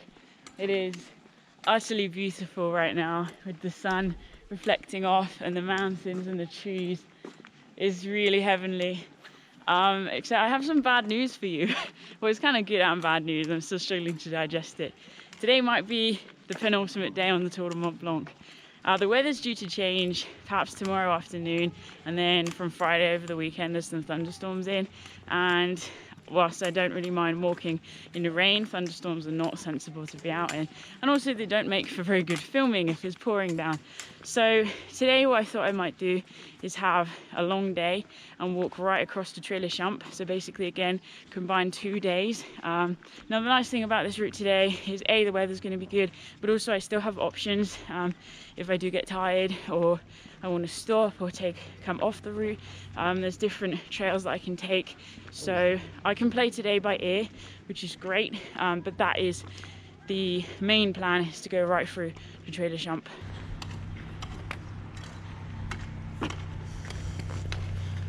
So just at the top end of town, this is where the campsite is. So I know a lot of people who are staying here last night. Heard it's quite good.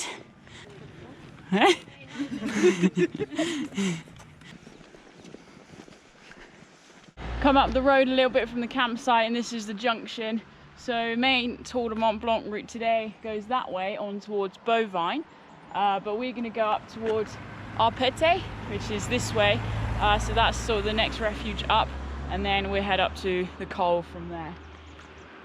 The trail quickly left the hustle and bustle of Champagne behind in exchange for the tranquility of a pine forest and a bubbling irrigation channel and river, which grew more forceful as I climbed ever higher.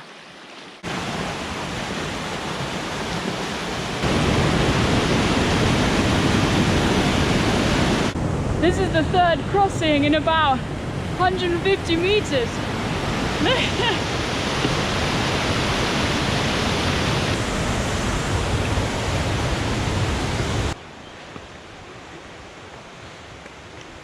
Here's the Abbie, the refuge place. So from here it's about 3 hours now to the high point for the day. So basically it's just uphill, which would be great. I could use a bit more uphill, you know, not that we've done enough of that. Nah, it'll be good. Initially, the path climbed gently, making for easy walking, but that quickly changed as the ascent took me through a rough gully and up the steep mountainside. Really enjoying this climb. Haven't had one that's this sort of scrambly for a couple of days. It's hard work in the heat, sort of working around all the boulders, but it's good. Keeps your brain occupied, always trying to find the path of least resistance. And look at the views back. Pretty decent. It's going to be good at the top.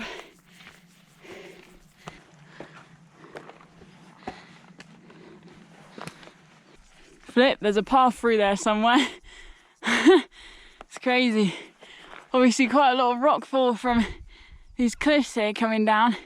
It's probably during the winters that this rockfall happens, when the water gets into the cracks in the rocks and then freezes. It expands by 9%. So you can imagine it's like something in the middle going like that. So it loosens off the rocks, and then perhaps pummeling by the rain or the additional weight of the snow, and they fall down like this. With every step, the gradient grew steeper and ever more brutal, and in the 30-plus-degree heat, I was finding the going tough. That being said, the views behind continued to inspire me onwards, and I paced myself as best as I knew how. Soon, though, I found myself in a massive boulder field, with rocks the size of cars thrown all around.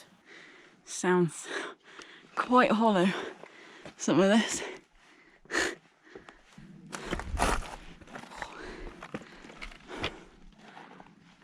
Not a lot to say about this, except it's hard work. Really hard work, actually.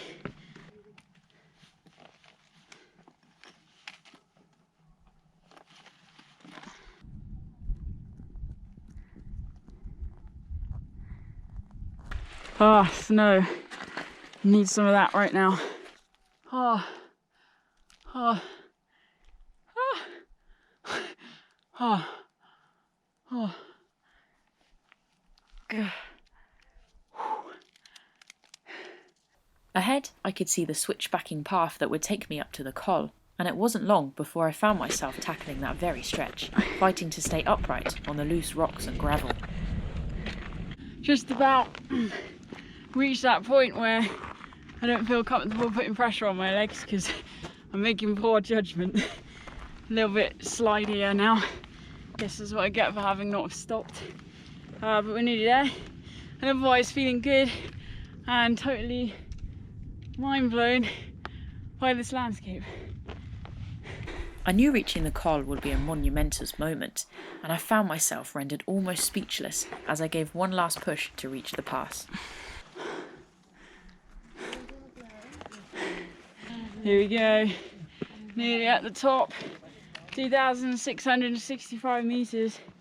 Check out the view that way. Oh my gosh, flip. I stopped to eat a celebratory peach, which I had carried for such a moment, looking out over the massive mountains ahead. I could hardly take it all in. I actually just noticed, you can see the route that we're going to take. So we drop down to the river and then climb back up to Les Houches, and then basically roughly contour and then climb up to Col de Balme and then Argentière and Tre Le Champ on the other side of that. So we got a real long way to go.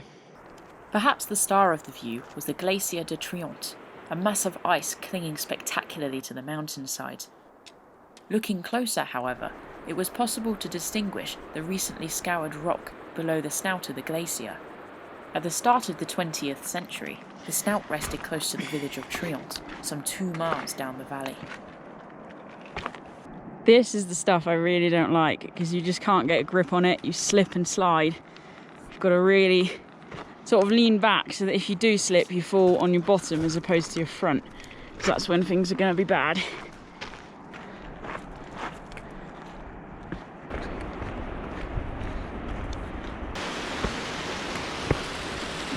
This looks interesting.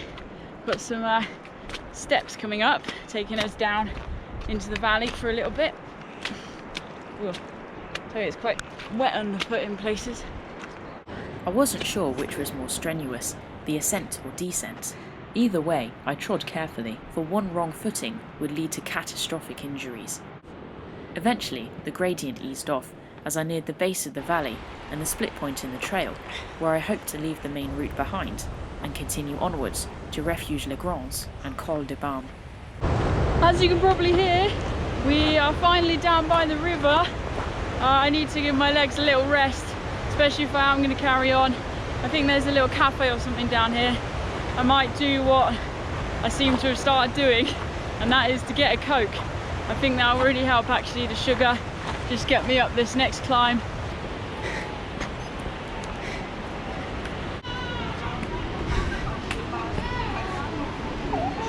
He persuaded me to buy this, and I figure I need to use up my francs anyway. Okay, that is good. It's like a apricot tart. Oh, that's gonna really help. Much needed calories.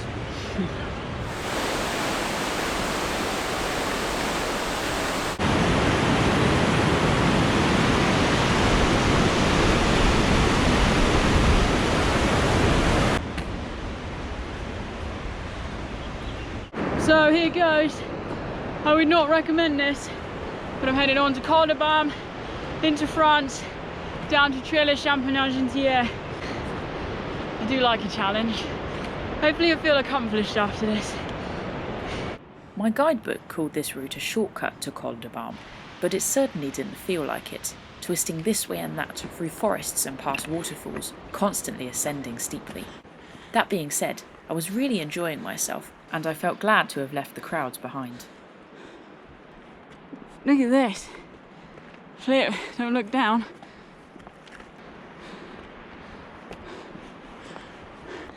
There's a bit of encouragement. Oh. There is the refuge hut thing. Getting there.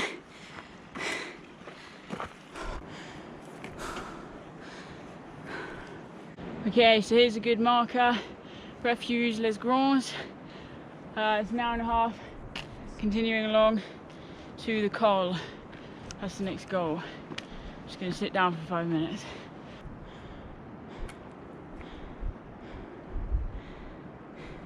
The view from here is utterly spectacular. You can see all the way up to the high point where we were earlier today, and you can see just how far that descent is. It's a big deal, but we're on the other side of the glacier now, which is amazing. Just getting that second angle.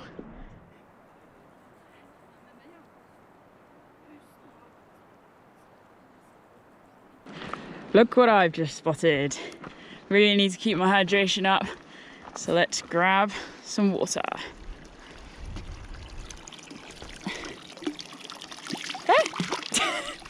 Oh, well.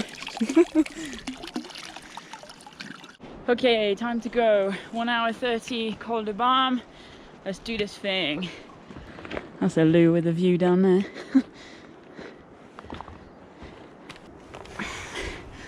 This is interesting and unexpected. Sticks getting in the way.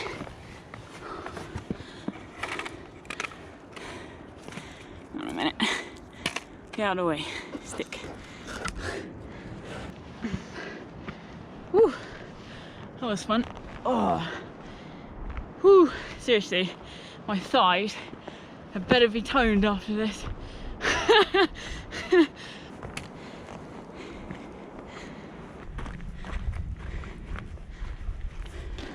Got a big step here, so I'm going to use the rope and hope it doesn't break. Oh. All right, we're good. Stick. Keep walking. Hey, look, there's Le Petit. That's where we'd be hanging out tonight if I hadn't carried on. Check out that view. Wow, that's a very manicured mountain floor as well.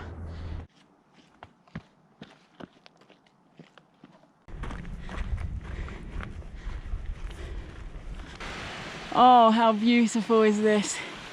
Look, water's tumbling down the rock face. It knows where it's going, certain of its destination, and it is down to the river in the valley below.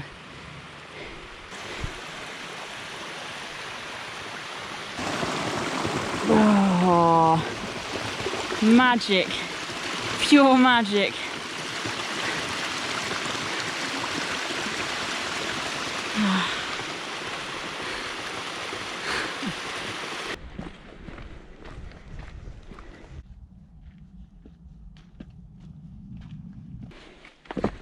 More boulders, just got to keep working through them really. These are the things that tire me out today, just working through the rocks. It's tough.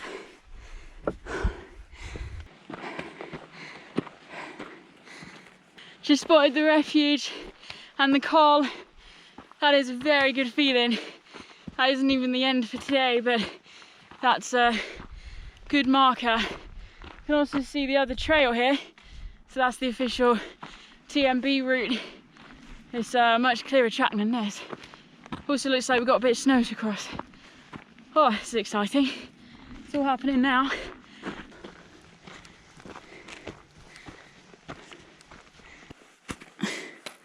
Ooh, it is slippy. Not like I'm gonna... Ah! How not to walk in the snow. The trail finally levelled out as it reached the col at 2,191 metres above sea level. The refuge itself held a somewhat abandoned appearance, but I put this down to exposure to winter winds and snow. Ahead lay a dark wall of peaks, including Mont Blanc, which seemed to be watching my every move. Okay, no time to stop, let's keep moving. So I'm absolutely overwhelmed, to be honest, to be stood here. Everything feels right. It's been such a good decision, but you can see these cirrus clouds are coming in, sort of becoming strata, and it is definitely getting overcast.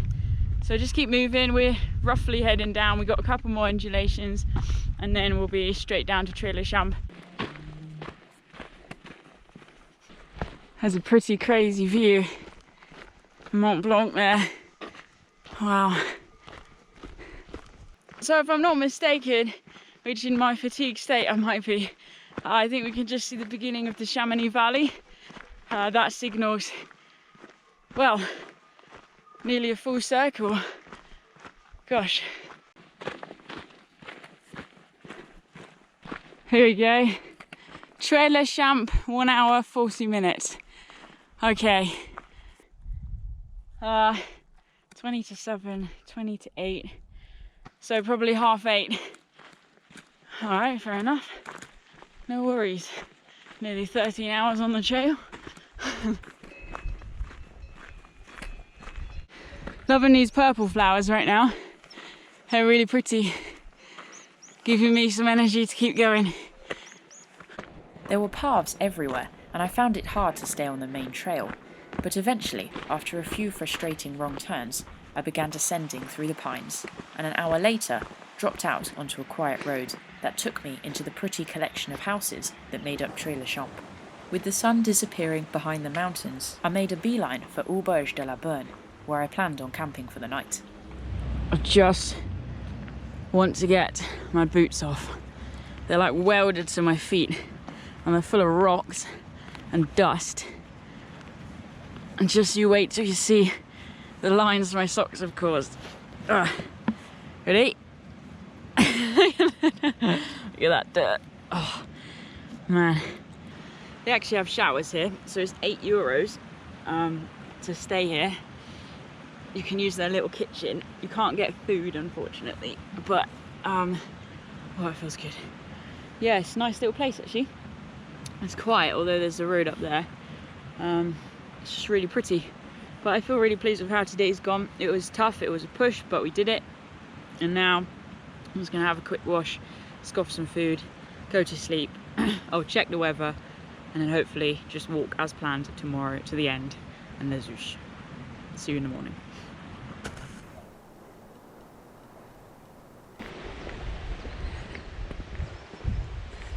Day 7, Tour Du Mont Blanc. Here we go, final day.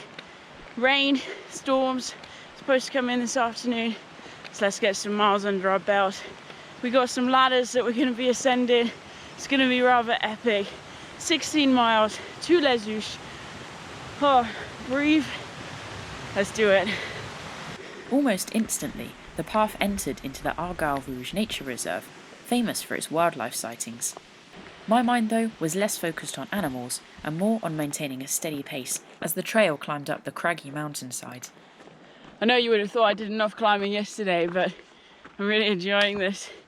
I just love it. Every step on this trail has just ignited something deep within me that's lain dormant for a long, long time. I've just always felt so excited, and exhilarated and engaged, and well, as we talked about, definitely felt alive as well. And the mountains around us just getting kissed by the morning sun. That view never gets old. The morning air filled me with so much joy, and soon the sun breached the peaks and flooded the trail with the most uplifting warmth. As I stood basking momentarily in the hopeful orange glow, I spotted movement ahead. Ibex. There were 2 families, one wandering through the meadows and the other scaling the steep mountain walls above. I was absolutely transfixed and sincerely impressed by the agility and ease at which they could move through the landscape, especially the kids. Interestingly, you can tell the age of an ibex by the number of ridges on their banded horns. I let them move on, and then it was my turn to scale the cliffs. Alright, so this is the part I've been really excited about. There's these ladders going up the rock face. I reckon they're pretty much as exciting as that path we walked yesterday that went up the rock face as well. So let's give these a shot. Try not to pull it off, hold on tightly. Let's get it done. This is so cool.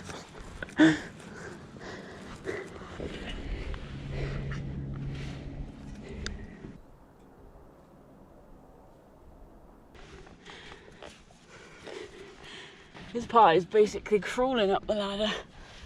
Oh. Nice little ridge here.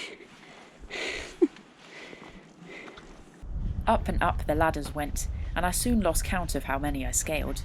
Some were metal, others wooden, but all saw my heart rate soar in both elation and exertion. Whew! Always exhilarating. I think that's the last of the ladders now. Oh, that was good fun actually. Hard work though. My hamstrings in particular, hamstrings and knees, are feeling a bit sore from yesterday. A little bit of a wobble on a few of those steps, but that was good.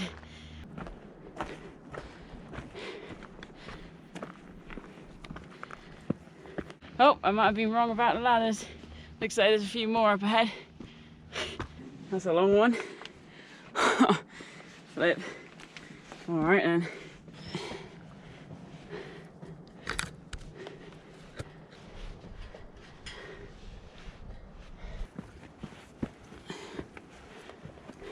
I much prefer the metal to these wood pieces. Some of them are quite rotted.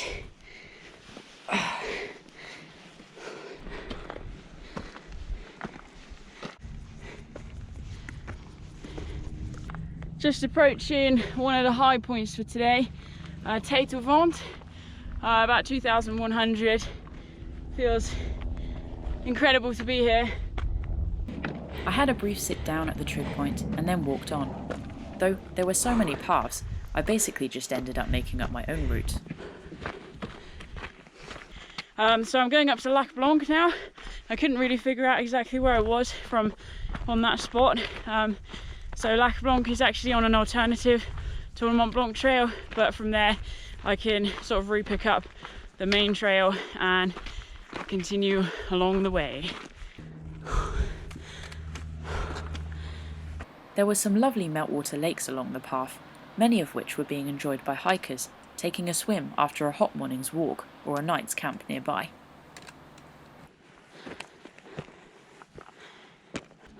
Oh, we got more ladders. Up we go then.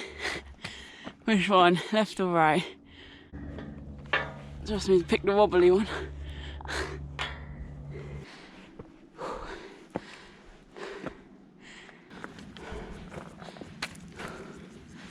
And here we go.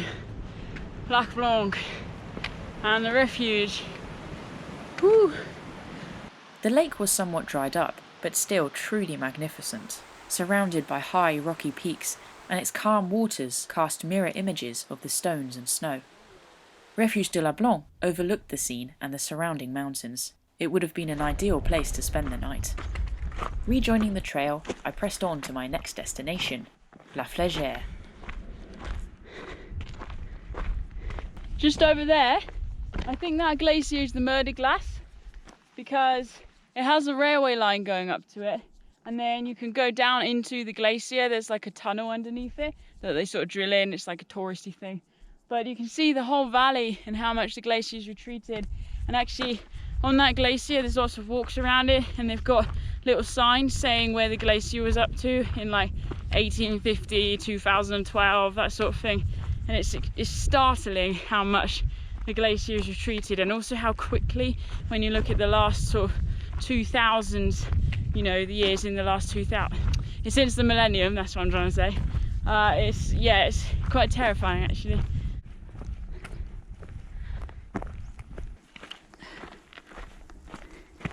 "100 meters to La Flégère." There's so many paths around here. I feel a bit confused as to which one I should be on. The signing seems to have sort of dissipated a little bit, or it's not very clear. I don't know why this isn't signed Tour Du Mont Blanc. It's definitely going to the right place. There's a lot more people on a path up there.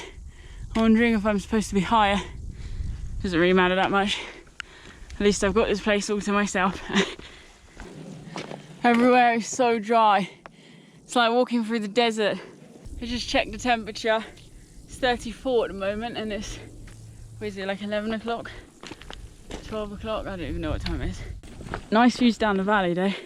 Argentière and so on.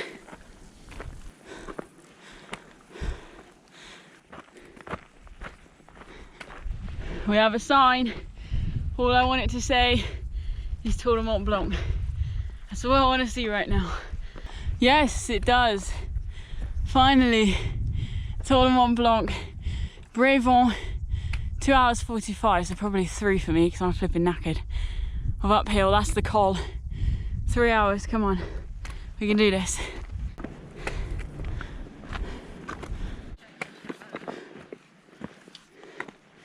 There's something about this sense of fatigue that I'm experiencing right now that's kind of, I don't know, I feel quite accomplished through it.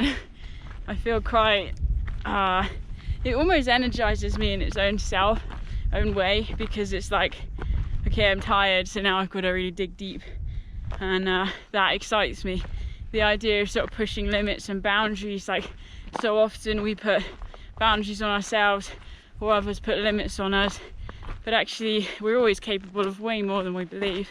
And right now I am digging deep, I am pushing, and that excites me because it's new territory. See what I can do, see how far I have to go before I do break. Like, I don't believe this tour is going to break me.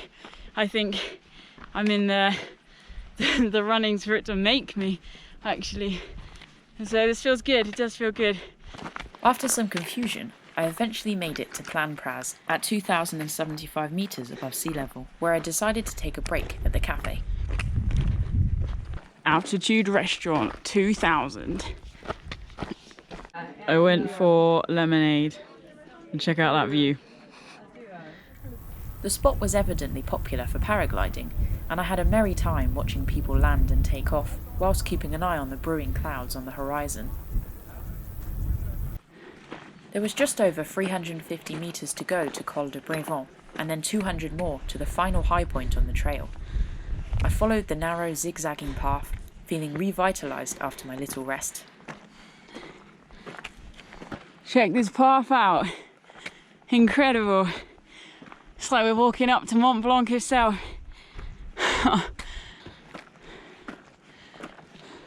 There it is. That's where we're going. So we've got to skirt around these mountains now. We're doing good. Clouds are coming in though. It's made the air a bit cooler. Those ones over there are looking quite black. So let's get up.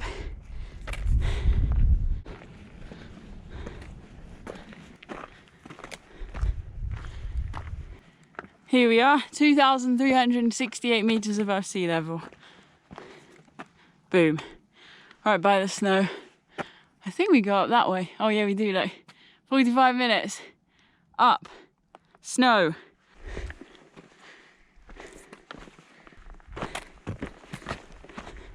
This place has got a bit of a weird vibe to it. Just sort of picking up on something.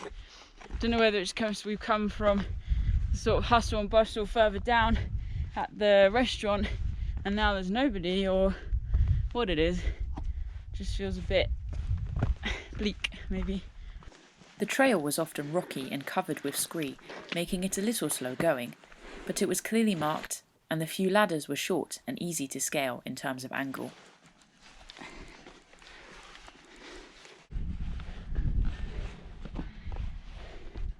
Still it goes up. This is the stuff I find knackering.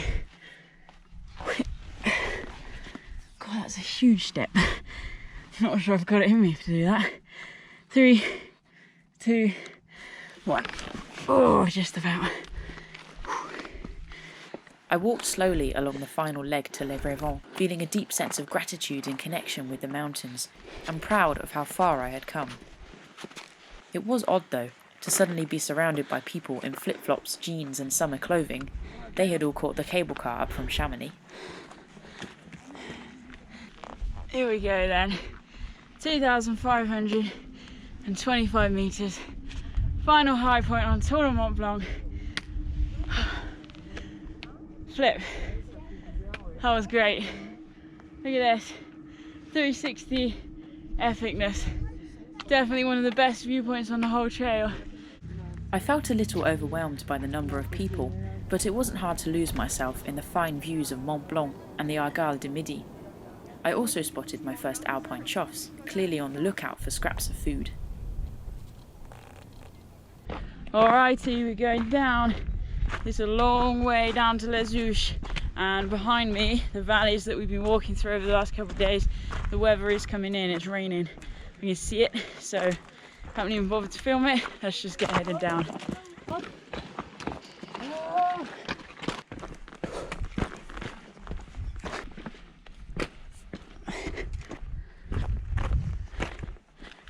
Okay, having to up my pace. I've just realised that, okay, so there's a refuge down here, and I was just doing some quick maths. I think it's supposed to be about 3 hours to Les Houches from the refuge. 4, 5, 6. And the last bus from Les Houches back to Chamonix is at 7:30, and it's going to be very tight for me to make that because it's way gone 4 o'clock now and I'm not even at the refuge, so I think I might have to run this last bit really. So just got my speedy boots on, trying to be careful, don't want to fall now.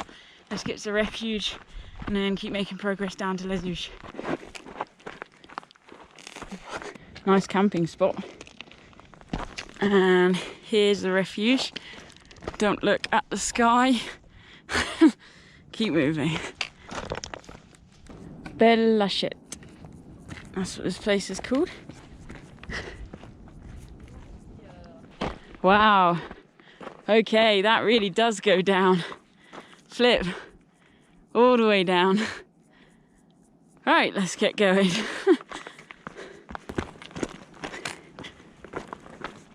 Haven't managed to catch it on camera yet, but there is actually thunder rumbling around now. So there definitely is a storm moving in. So that and the bus are two things that are keeping me going quite fast. Wouldn't normally be a problem arriving in Les Houches late, but this season the campsite's shut, so there's nowhere for me to stay. So I've got to get back to Chamonix. So cool being able to see down into the valley. You just feel you're getting closer with every step. I wish I had wings though. I'd just glide down. The descent did not make for fast walking, with some stretches crossing steep scree and others jagged cliff faces.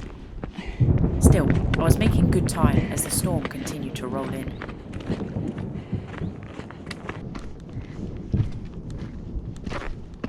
Okay, so we're in the trees. We know what that means. Progress. I have not rushed any of this trail.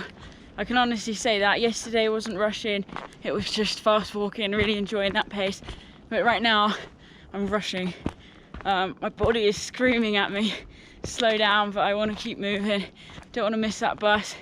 Don't want to, well, to be fair, I'm probably all right now height-wise for the storm, but I'd rather seek shelter if possible. And actually my tent is soaking wet from last night with condensation, so that's going to be fun. Anyway, trees. I like trees. Trees are good. Down and down the path twisted and turned, sapping my energy and seeing me dig deep to keep pushing forwards. In some ways, I was grateful, for to walk the trail slowly would have taken a long, long time. Whoa, what the flip is that?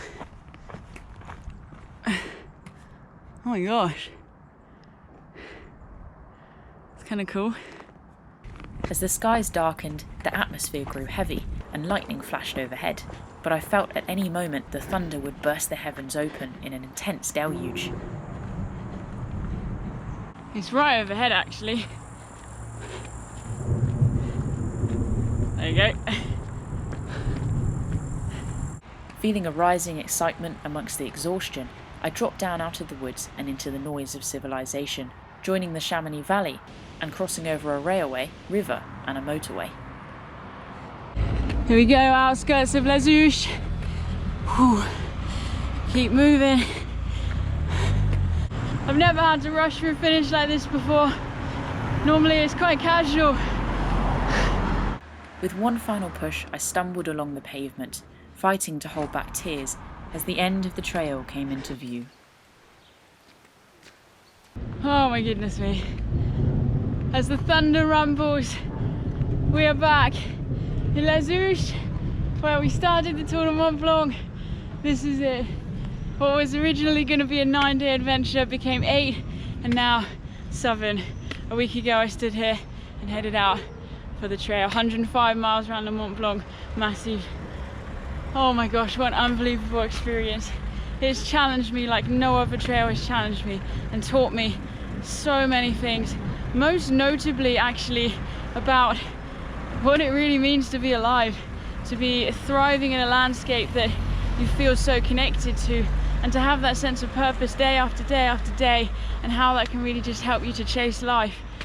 I've never felt as alive as I have on this trail, and I just hope that the times that I'm struggling with the day-to-day, that I can look back and I can remember this experience and I can say, no, look, there is hope, there is better. You've done that and you can do it again. If not this trail, then definitely on another. So guys, I haven't got much to leave you with. I'm absolutely spent. And the storm's still moving in, and I'm hoping the bus will show any minute now.